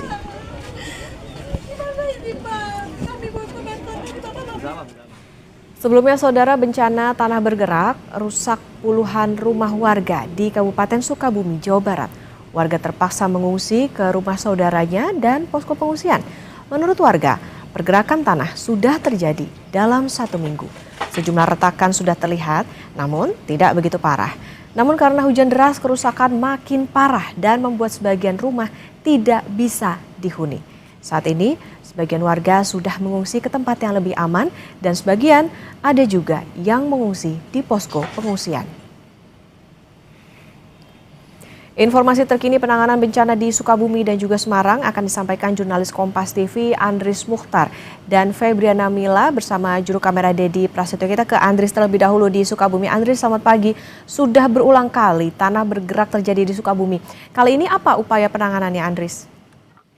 Baik, selamat pagi Okta dan saudara. Untuk penanganan sendiri di wilayah Desa Bantar Gadung, Kecamatan Bantar Gadung ini, setelah Bupati Kabupaten Sukabumi Asep Japan melakukan peninjauan di lokasi dan melihat langsung kondisi di TKP ini, dan memang saat ini Pemkab Kabupaten Sukabumi sedang mengupayakan untuk relokasi karena lokasi ini tidak dimungkinkan untuk korban ataupun warga yang terdampak ini untuk kembali di wilayah. Begitu, Okta. Oke, Andris, artinya tadi kalau sudah ada pemantauan langsung dari Bupati dan juga disiapkan lokasi untuk relokasi, artinya wilayah yang terdampak ini tidak boleh ditempati lagi ya? Atau nanti ada warga yang boleh kembali tinggal di sana atau seperti apa, Andris? Ya, menurut usai peninjauan dari Bupati maupun BPBD yang melakukan ini, warga yang terdampak ini memang disarankan untuk tidak kembali, dan saat ini pemerintah daerah tengah melakukan upaya pencarian lokasi warga agar lebih aman dan tidak kembali di lokasi ini, karena mengingat pergerakan tanah ini diperkirakan akan cukup lama karena di Kabupaten Sukabumi sendiri saat ini memang hujan terus mengguyur di wilayah tersebut begitu, dan saat ini Pemkab juga akan melakukan pemberian ataupun agar warga yang mengungsi di posko ini untuk bisa atau lebih nyaman dan diberikan uang kontrakan begitu. Oke, kalau dari visual Anda memang tanah bergerak ini merusak sejumlah permukiman warga dan tadi juga cuaca masih tidak menentu. Kita harapkan semoga proses relokasi segera dilakukan. Selanjutnya kita ke Kabupaten Semarang, Jawa Tengah.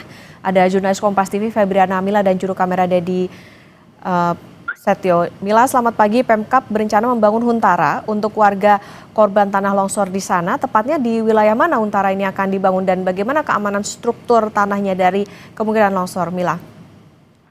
Ya, Okta dan juga saudara, untuk pemerintah Kabupaten Semarang memang masih menyiapkan calon lahan untuk hunian sementara bagi warga yang terdampak tanah longsor di Desa Kalongan, Kecamatan Ungaran Timur, Kabupaten Semarang. Di mana untuk lokasinya ini masih ditinjau oleh pemerintah Kabupaten Semarang dan akan diuji kelayakannya apakah memang ini layak dan aman untuk warga atau tidak. Kalau memang tidak, nanti akan dipindahkan ke lokasi lain lagi yang memang untuk struktur tanahnya ini lebih stabil seperti itu. Dan memang hingga saat ini warga masih bertahan di rumah mereka masing-masing. Tidak ada yang mengungsi, namun memang untuk kewaspadaan masih terus ditingkatkan karena memang untuk tanah sendiri ini yang berada di Desa Kalongan masih terus bergerak ataupun longsor seperti itu. Dan dikhawatirkan jika ini terjadi curah hujan ataupun intensitas hujan tinggi, maka potensi untuk longsor ini semakin besar seperti itu, Okta dan juga saudara. Sehingga selain sembari menyiapkan lahan untuk hunian sementara bagi warga yang terdampak, ini dari pemerintah Kabupaten Semarang dan juga dari BPBD dan juga instansi terkait memasang alat early warning system atau alat sistem pendeteksi peringatan dini saja jika ada pergerakan tanah ataupun bahaya yang memungkinkan ini akan membahayakan warga, nanti akan langsung diinformasikan sehingga warga bisa mengungsi ataupun berpindah meninggalkan tempat ataupun rumah mereka, karena memang untuk jarak antara titik longsor dengan permukiman warga ini hanya sekitar 15 meter saja. Sehingga ini dikhawatirkan jika tidak dilakukan antisipasi ataupun langkah-langkah mitigasi seperti hunian sementara kemudian juga pemasangan alat EWS, ini nanti dikhawatirkan akan dampaknya lebih besar lagi ke depannya seperti itu. Sehingga hingga saat ini warga pun juga masih terus waspada jika memang ada intensitas hujan tinggi terlebih seperti itu, karena memang untuk area longsornya sendiri sudah semakin mendekati perumahan warga. Dan untuk luas dari longsor ini sudah mencapai lebih dari 5 hektar. Selain merusak perkebunan milik warga, dampaknya juga ke jalan utama penghubung antara Kabupaten Semarang dan juga Kabupaten Demak, di mana tepatnya di Jalan Arjuna ini. Sehingga untuk warga yang akan melintasi ataupun melewati baik dari Kabupaten Semarang maupun Kabupaten Demak ini harus memutar lebih jauh lagi. Dan memang untuk jalan terputus ini sebenarnya sudah terjadi sejak tahun 2022, waktu pertama kali tanah ini longsor seperti itu. Okta. Baik, masih ada warga yang berada di rumah masing-masing meskipun ada sistem peringatan dini, dan tadi juga Anda katakan bahwa saat ini jarak dari longsoran ke rumah warga ini hanya 15 meter. Lantas Mila, adakah informasi soal kapan Huntara ini akan dibangun dan siap dihuni untuk menghindari warga menjadi korban longsor?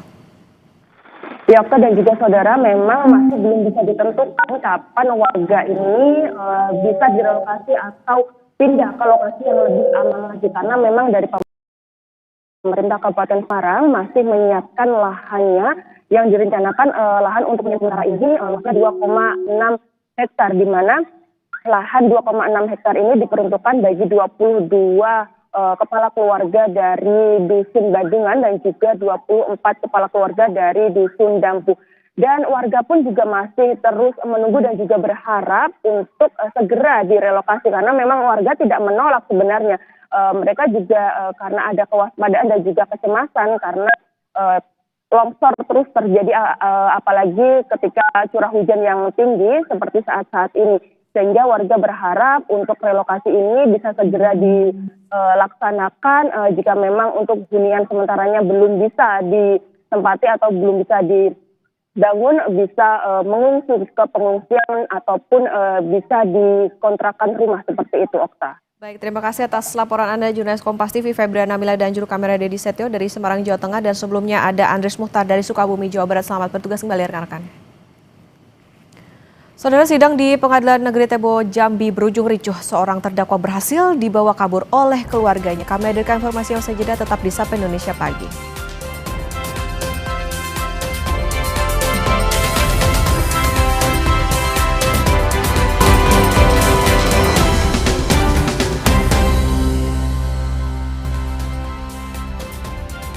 Sidang di Pengadilan Negeri Tebo Jambi berujung ricuh, saudara. Seorang terdakwa berhasil dibawa kabur oleh keluarganya yang merupakan kelompok suku anak dalam.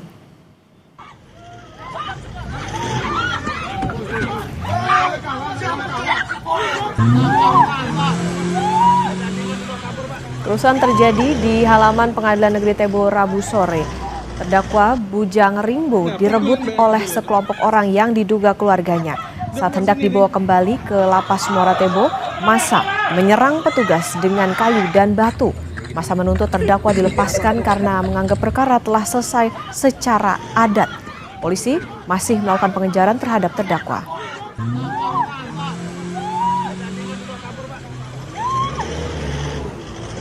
Selanjutnya, kelompok suku anak dalam semakin melakukan penyerangan terhadap petugas dan kendaraan kepolisian dengan menggunakan kayu dan batu, yang menyebabkan formasi pengamanan petugas menjadi terurai sehingga kelompok suku anak dalam berhasil merebut kembali terdakwa.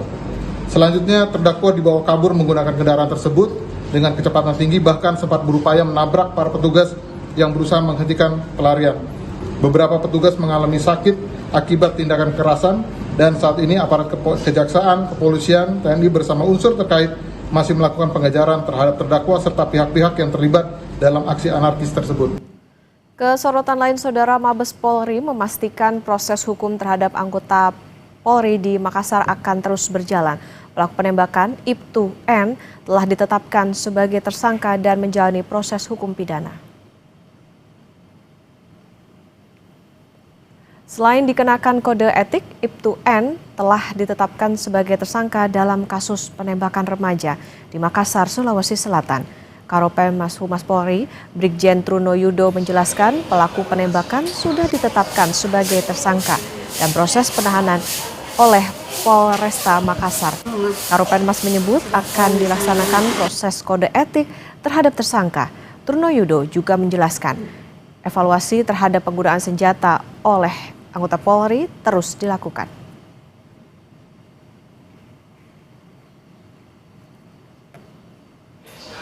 proses tindak pidananya yang sudah ditetapkan sebagai tersangka dan masih dalam proses penahanan oleh Polresta Makassar. Dan kemudian juga selaras dengan itu tentunya juga kode etik akan dijalani pada yang bersangkutan. Lembaga pemeringkat Fitch Rating menurunkan outlook utang RI dari stabil ke negatif. Pemerintah pun merespon dan bilang akan mempelajarinya. Fitch memproyeksikan rasio utang RI sebesar 41% terhadap PDB pada 2026.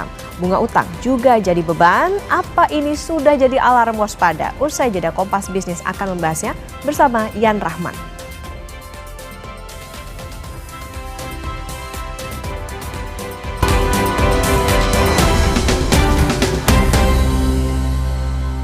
Puasa itu aktivitas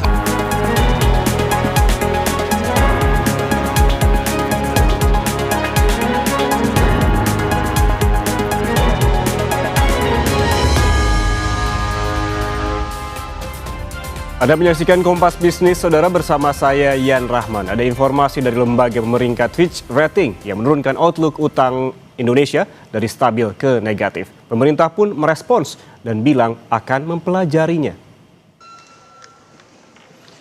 Menko Perekonomian Erlangga Hartarto bilang ekonomi terpengaruh bukan hanya oleh Fitch tapi juga oleh perang.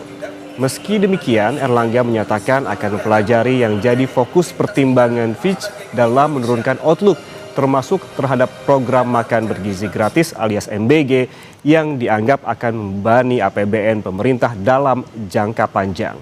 Menurut Erlangga, justru Bank Dunia serta Rockefeller Institute of Government melihat investasi pemerintah di MBG menghasilkan nilai tambah ke ekonomi Indonesia sebesar 7 kali lipat. Menurut Erlangga, program MBG merupakan investasi jangka panjang untuk memperkuat kapasitas sumber daya manusia. Ekonomi dunia semuanya terpengaruh bukan hanya oleh Fitch tetapi oleh perang. Jadi memang dunia ini outlook-nya lagi diperkirakan akan banyak perubahan dengan perkembangan di Timur Tengah. Tetapi yang penting kan Indonesia tetap investment grade. Nah, ke depan tentu apa yang menjadi warning Fitch itu kita pelajari. Itu untuk mengingatkan Indonesia apa yang harus kita pelajari ke depan. Dan tentu beberapa hal yang kita lihat perlu kita perkuat adalah di segi penerimaan. Nah, pemerintah sudah paham itu dan oleh karena itu salah satunya adalah dengan Cortex yang kemarin sudah didorong di Kementerian Keuangan. Nah, kita akan terus kawal aja Cortex ini agar rasio tax kita bisa kita tingkatkan. Sebelumnya, lembaga pemeringkat kredit internasional Fitch Rating merevisi outlook peringkat utang Indonesia dari stabil menjadi negatif. Meski demikian, peringkat utang jangka panjang Indonesia tetap berada di level layak investasi. Dalam laporan resmi Fitch Ratings, penyesuaian outlook ini mencerminkan meningkatnya ketidakpastian kebijakan dan kekhawatiran terhadap konsistensi serta kredibilitas bauran kebijakan ekonomi Indonesia. Kondisi ini berpotensi melemahkan prospek fiskal jangka menengah, melemahkan sentimen investor, dan memberi tekanan pada penyangga eksternal.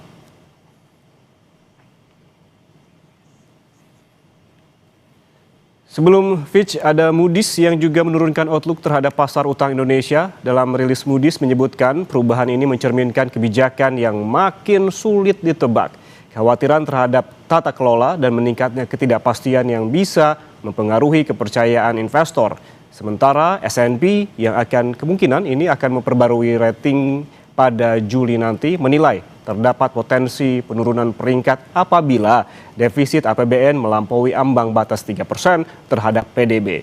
Di sisi lain, Japan Credit Ratings Agency serta Rating and Investment Information masih menempatkan outlook RI di stabil, kemungkinan akan mengupdate peringkat pada akhir tahun ini.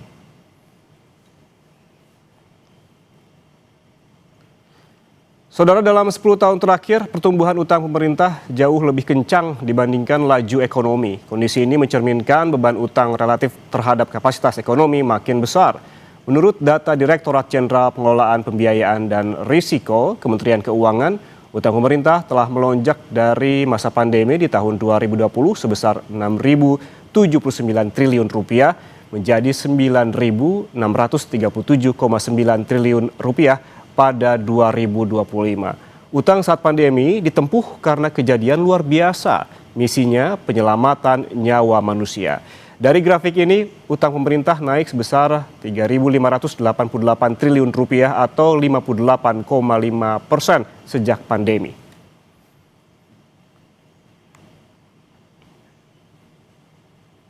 Sementara itu, saudara, nilai tukar rupiah terhadap dolar Amerika Serikat sempat tertekan selama sepekan terakhir sejak serangan Amerika Serikat Israel ke Iran disusul ditutupnya Selat Hormuz yang membuat permintaan dolar terus meningkat.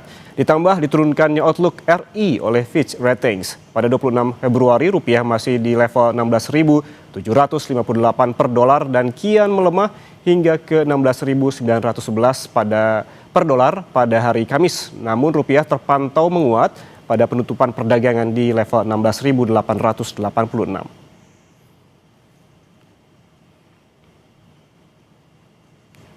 Sedangkan saudara, IHSG juga menguat tipis 1,76% ke level 7.710 pada penutupan perdagangan hari Kamis dibanding sehari sebelumnya di 7.577.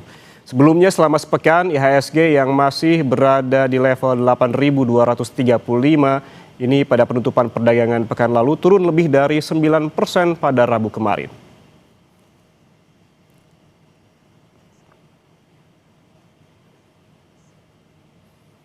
Fitch Ratings memproyeksikan rasio utang RI sebesar 41% terhadap PDB pada 2026.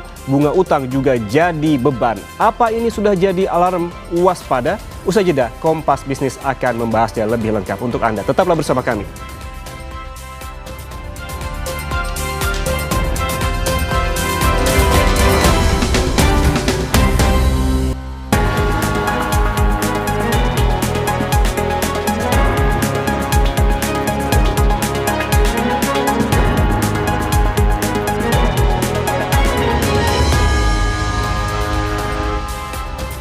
Anda masih bersama kami di Kompas Bisnis, saudara, bersama saya Yan Rahman. Lembaga pemeringkat Fitch Ratings menurunkan outlook utang Indonesia dari stabil ke negatif. Dengan rasio utang RI ini sebesar 41% pada tahun 2026, tertinggi sejak pandemi 2021. Apa ini sudah jadi alarm waspada?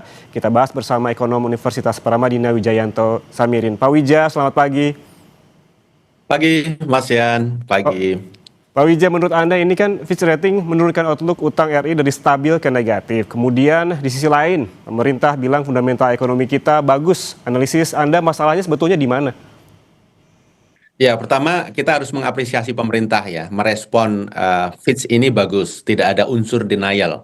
Berbeda ketika merespon Moody's beberapa waktu yang lalu. Jadi kita apresiasi.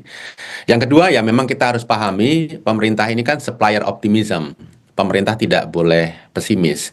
Tetapi di balik optimisme itu kan kita juga harus melihat fakta-fakta yang harus dijadikan fokus untuk diperbaiki. Kalau kita berbicara fundamental ekonomi kuat, ini kan memasukkan unsur tingkat pengangguran, kemudian tingkat kemiskinan, dan lain sebagainya.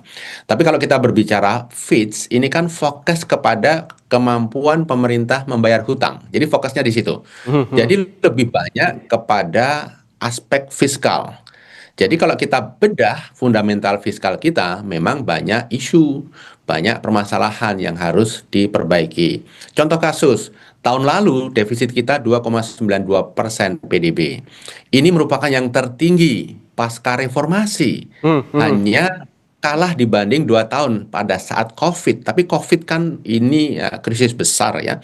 Kemudian Januari kemarin defisit sudah 0,21% PDB, sudah 54 triliun. Jadi sangat layak, sangat wajar ketika Fitch juga menurunkan outlook dari stabil menuju negatif. Karena realitanya memang kemampuan kita untuk membayar hutang sedikit terganggu. Pak Wijay, baik, kita apresiasi begitu pemerintah yang memang merespons dari concern dari Fitch Ratings ini dengan bilang akan mempelajarinya. Namun teguran dari asing ini bukan kali pertama. Sebelumnya ada Moody's begitu dengan kurang lebih concernnya sama. Apakah mempelajari di Fitch itu sebetulnya sudah harusnya dilakukan pada saat Moody's? Kenapa saat ini jadi jawabannya tetap mempelajari ya Pak? Jadi kalau kita lihat memang sebelum Moody's pun para pengamat, para ekonom sudah memberikan warning, termasuk ekonom yang terlibat dalam Aliansi Ekonom Indonesia dengan 7 desakan. Apa yang disampaikan oleh Moody's, apa yang disampaikan oleh Fitch itu merefleksikan hal yang kurang lebih sama. Tapi ya kita bersyukurlah ada lembaga internasional yang ikut menyuarakan sehingga pemerintah merespon.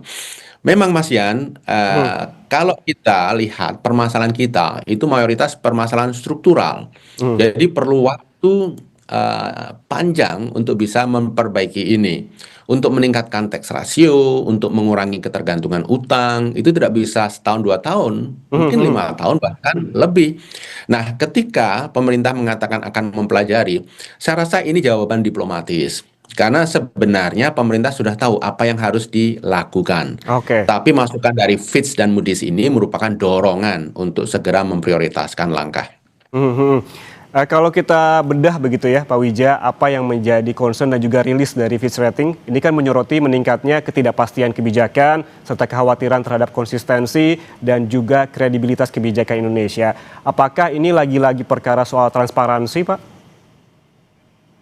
Transparansi satu hal, tapi yang lebih penting dari itu adalah policy making prosesnya. Jadi bagaimana kebijakan itu dibuat. Ada kecenderungan pemerintah kita itu mengeluarkan kebijakan dengan instan, basisnya insting, tidak ada kalkulasinya, tidak ada basis datanya. Nah ini yang merupakan kritik tidak hanya dari 2 rating agency itu, tapi juga para pengamat nasional sendiri sudah selalu menyuarakan itu. Jadi menurut saya proses penyusunan kebijakan, kemudian lebih lagi dari itu adalah implementasi dari kebijakan. Salah satu PR terbesar pemerintah saat ini Mas Yan, menurut saya adalah pemerintah perlu membangun bisnis proses yang bagus, yang benar. Jadi ketika ada kebijakan, ada arahan presiden, itu stepnya jelas, siapa yang menjalankan, kemudian bagaimana prosesnya, ada review, kalau tidak jalan lancar ada feedback loop, dibahas lagi di sidang kabinet, proses seperti itu. Mirip di korporasi-korporasi itu. Tanpa bisnis proses, maka kebijakan yang bagus pun hasilnya akan mengecewakan. Apalagi ketika kebijakannya itu sendiri kurang bagus dari sisi kualitas. Yang harus juga perlu dilakukan oleh pemerintah itu membangun bisnis proses yang juga baik begitu. Tapi kalau kita ngomong soal rasio utang yang menjadi concern dari Fitch dan juga Moody's begitu ya. Yang terbaru Fitch begitu, rasio utang RI diproyeksikan sebesar 41% pada tahun 2026 atau tahun ini. Ini kalau kita hitung-hitung tertinggi sejak pandemi 2021, di mana kala itu memang urgensinya tinggi begitu. Apa ini sudah jadi alarm waspada Pak Wija?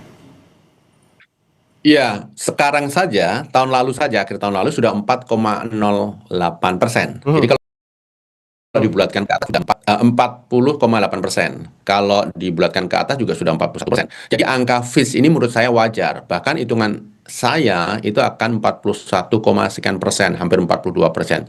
Karena kalau kita melihat tren yang terjadi beberapa bulan ini, rasanya pemerintah akan lebih banyak menerbitkan surat hutang lagi untuk menutup kebutuhan biaya spending pemerintah yang tidak kecil. Dan sebenarnya bukan masalah 41%-nya. Karena kalau kita berbicara 41%, undang-undang kan mengatakan ceilingnya 60%. Bahkan Euro Convergence kriteria itu 60% juga. Jadi negara-negara di sana pakai 60%. Tapi bagi Indonesia yang lebih mengkhawatirkan bukan rasio hutangnya. Trennya Pak? Tapi rasio antara pembayaran pokok dan bunga terhadap rasio penerimaan negara. Yang biasa kita sebut debt service ratio. Ini udah 47%. Kalau pemerintah mengajukan kredit ke bank komersial saja itu sudah ditolak karena batasnya 30%. Dan kalau untuk negara itu dianggap aman kalau 25 hingga 30%. Lalu saya ingin menambahkan sedikit Mas Yan. 20% penerimaan kita itu digunakan untuk membayar bunga saja. Itu sudah 2 kali lipat spending yang digunakan pemerintah untuk membiayai capital expenditure untuk pembangunan. Jadi fiskal kita mempunyai daya dorong yang rendah terhadap pertumbuhan dan terhadap peningkatan daya saing ekonomi. Fiskal kita memiliki daya dorong yang rendah terhadap pertumbuhan pembangunan begitu ya. Tapi juga di sisi lain, Pak Wija, Fitch memperkirakan pembayaran bunga utang pemerintah pada 2025 mencapai 17% dari total pendapatan pemerintah. Jadi salah satu yang tertinggi di antara negara-negara dengan kategori peringkat BBB. Dari pernyataan ini apa saja resikonya, Pak? Ya, hitungan para ekonom Indonesia itu justru sekarang sudah 20%. Tahun depan sebaik-baiknya itu 19%. Jadi bisa jadi di atas 20%, tergantung penerimaan negara seperti apa. Resikonya akan semakin banyak penerimaan kita yang digunakan untuk membayar pokok dan bunga hutang. Sehingga semakin sedikit alokasi untuk hal-hal yang sifatnya strategik, untuk hal-hal yang sifatnya produktif. Jadi kembali seperti tadi Mas Yan sudah sampaikan di depan, daya dorong APBN kita akan semakin lemah untuk mendorong daya saing ekonomi. Dan tidak hanya itu, Mas. Begitu semakin tinggi alokasi untuk membayar bunga dan cicilan, kemungkinan besar kita akan menggantungkan hutang untuk membayar bunga dan pokok. Nah, ini sebenarnya kita semakin dalam terjebak dalam situasi debt trap, jebakan hutang. Ini yang harus kita pikirkan serius. Terjebak dalam jebakan hutang begitu ya. Kemudian kita kalau ngomong-ngomong soal beban bunga yang tinggi, ini kan diperkirakan dapat membatasi dapat membatasi ruang fiskal untuk membiayai program pembangunan dan juga kebijakan ekonomi lainnya. Menurut Anda seperti apa? Ya, sekarang memang sudah betul-betul membuat kita tidak mempunyai ruang fiskal yang memadai untuk hal-hal yang sifatnya strategis. Ini sudah terjadi. Dan kalau kita tidak rem ketergantungan kepada utang ini, maka rating akan makin turun, kepercayaan investor akan juga makin melemah, sehingga Mas Yan, kita perlu bunga lebih tinggi untuk memastikan surat hutang kita laku. Ini seperti vicious cycle, lingkaran setan, sehingga ke depan kita semakin terbebani oleh beban membayar bunga yang lebih tinggi. Jadi memang vicious cycle ini harus direm dengan kesadaran penuh untuk menjalankan fiskal secara disiplin. Menjalankan fiskal secara disiplin. Namun di sisi lain juga yang menjadi catatan dari Fitch adalah soal MBG yang masuk ini karena dianggap membebani APBN secara jangka panjang. Namun pemerintah sebelumnya juga ini berdalih dengan perbandingan World Bank yang mengklaim investasi pemerintah di MBG ini akan menghasilkan nilai tambah ke ekonomi Indonesia. Analisis Anda seperti apa, Pak Wija? Ya, MBG memang dampaknya jangka panjang. Jadi kalau saya hitung selama 8 tahun ke depan itu impactnya bisa sekitar 4.000 triliun. Karena kan dapur sudah dibikin, jumlah sudah ditetapkan, kalau tidak ada modifikasi ya ini akan berjalan terus plus inflasi. Jadi 4.000 triliun cost yang akan kita keluarkan. Itu luar biasa besar. Nah tentang World Bank, saya cari referensi dimanapun nggak ada itu statement World Bank seperti itu tentang MBG. Itu statement country representatifnya PBB. Dan kemudian statement itu juga sebenarnya saya coba cari basis analisisnya kok tidak ketemu juga. Jadi setiap Rp1 pengeluaran akan ada penambahan nilai tambah Rp280. Ini kan gede sekali. Saya konsultasi dengan teman-teman ekonom senior, Profesor A, B, C, D, mereka juga bingung ini cara ngitungnya seperti apa. Jadi kembali, memang MBG diapresiasi oleh beberapa kalangan. Itu harus kita akui. World Bank pernah menyinggung, tadi PBB, tetapi begini, perhitungannya harus serius juga. Jangan sampai, kalau kita berbicara nilai tambah pasti ada. Di gelontor 335 triliun pasti ada nilai tambah bagi ekonomi. Tetapi dalam kondisi keuangan yang mepet, fiskal yang sangat sempit, pilihan-pilihan alokasi anggaran kan terbatas. Apakah semua ditaruh MBG atau sebagian di MBG, sebagian di tempat yang lain? Menurut saya yang paling penting adalah mencari titik optimal. Kita jangan fokus kepada sesuatu yang maksimal, jangan menjadi maksimalis, tapi menjadi seseorang yang fokus kepada menemukan titik optimal. Karena ada begitu banyak kebutuhan, fiskal kita terbatas. Jadi apa sih yang perlu dilakukan pemerintah terkait dengan MBG ini? Kaitannya dengan meningkatkan kredibilitas fiskal kita? Saya rasa begini, yang disampaikan Pak Erlangga, kita harus mendongkrak penerimaan melalui Kortek dan lain-lain, itu betul. Tapi di sisi lain, ketika situasi ekonomi sulit, mendorong penerimaan itu juga sangat menantang. Yang paling realistis adalah mengurangi spending dengan alokasi yang lebih tepat sasaran. Kalau saya diberi kesempatan untuk berbicara langsung kepada Pak Prabowo, saya akan sampaikan, Pak Prabowo, MBG bagus, tapi jangan 335 triliun dalam kondisi ekonomi sulit. Apakah mungkin separuhnya saja? Separuhnya dialokasikan untuk yang lain. Karena begini, Mas Yan, Kementerian Kemendisdik Menengah, Pendidikan Dasar dan Menengah, itu sudah menyampaikan meminta tambahan anggaran 180 triliun. Gara-gara anggarannya cukup banyak dipakai untuk MBG, sehingga anggaran untuk Kementerian Pendidikan sendiri nggak cukup. Dia minta tambahan 180 triliun. Artinya kan ini bukan dari efisiensi, tapi realokasi anggaran pendidikan. Jadi pada saat MBG itu alokasinya besar, kemudian Kementerian Pendidikan sendiri butuh tambahan dana, saya pikir perlu middle way lah, jalan tengah begitu. Oke. Kita tunggu bagaimana langkah pemerintah menjawab teguran-teguran dari asing ini, dari Fitch Ratings, sebelumnya juga ada Moody's, dan juga kita masih menunggu S&P yang kemungkinan Juli akan merilis soal peringkat ataupun rating dari Outlook Indonesia ini. Terima kasih Ekonom Universitas Paramadina Wijayanto Samirin atas waktunya bersama kami di Kompas Bisnis. Sehat selalu, Pak. Terima kasih.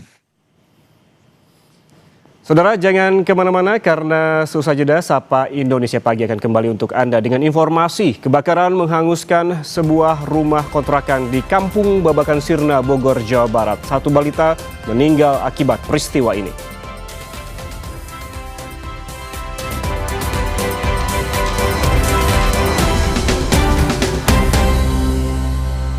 Bulan puasa itu aktif.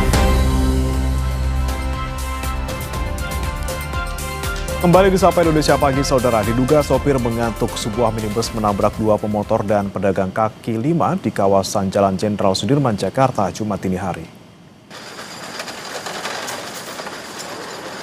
Minibus hitam ini rusak parah pada bagian depan setelah menabrak dua motor dan gerobak pedagang kaki lima. Saksi bilang minibus awalnya melaju dari arah Bundaran HI menuju Patung Senayan. Tiba-tiba minibus menabrak pengendara motor hingga terseret beberapa meter. Minibus yang masih melaju kemudian menabrak pengendara lain dan menabrak gerobak pedagang kaki lima hingga tergelincir sampai berputar arah.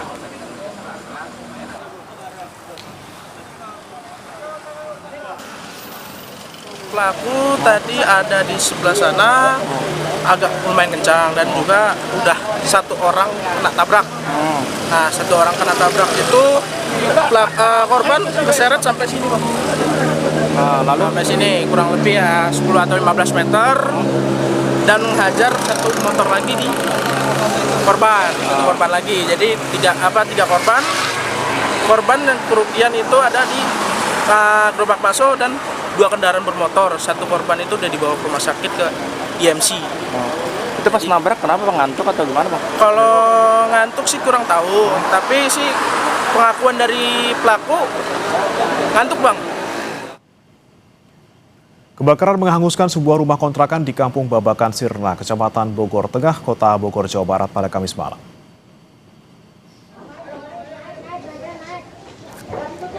Kebakaran diduga akibat kompor menyala yang ditinggal tidur pemilik rumah. Petugas gabungan yang datang ke lokasi langsung memadamkan api. Dalam kebakaran ini, seorang anak balita meninggal dunia dan kedua orang tuanya menderita luka bakar. Kabar itu sekitar tadi jam 8 lah ya. Kemudian informasi untuk kejadian kebakaran itu mau menjelang untuk sholat tarawih. Kemudian korban ada 3, satu umur 1 tahun atas nama Zaki ya. Kemudian 2 lagi luka-luka. Sekarang semuanya masih di rumah sakit PMI. Sapa Indonesia Pagi masih akan kembali usai jeda. Tetap bersama kami.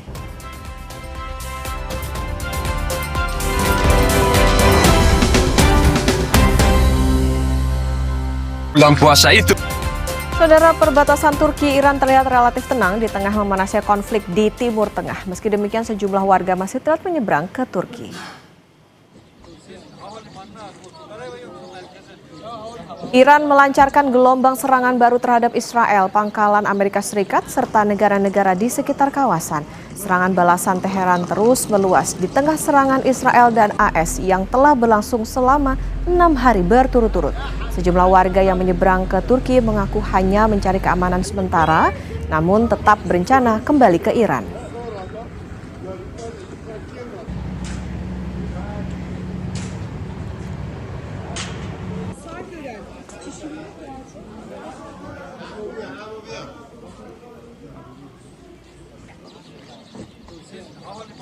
Kami tutup Sapa Indonesia Pagi hari ini, saudara. Saya Bremana Tenaya. Dan saya Putri Oktaviani, terima kasih. Sampai jumpa.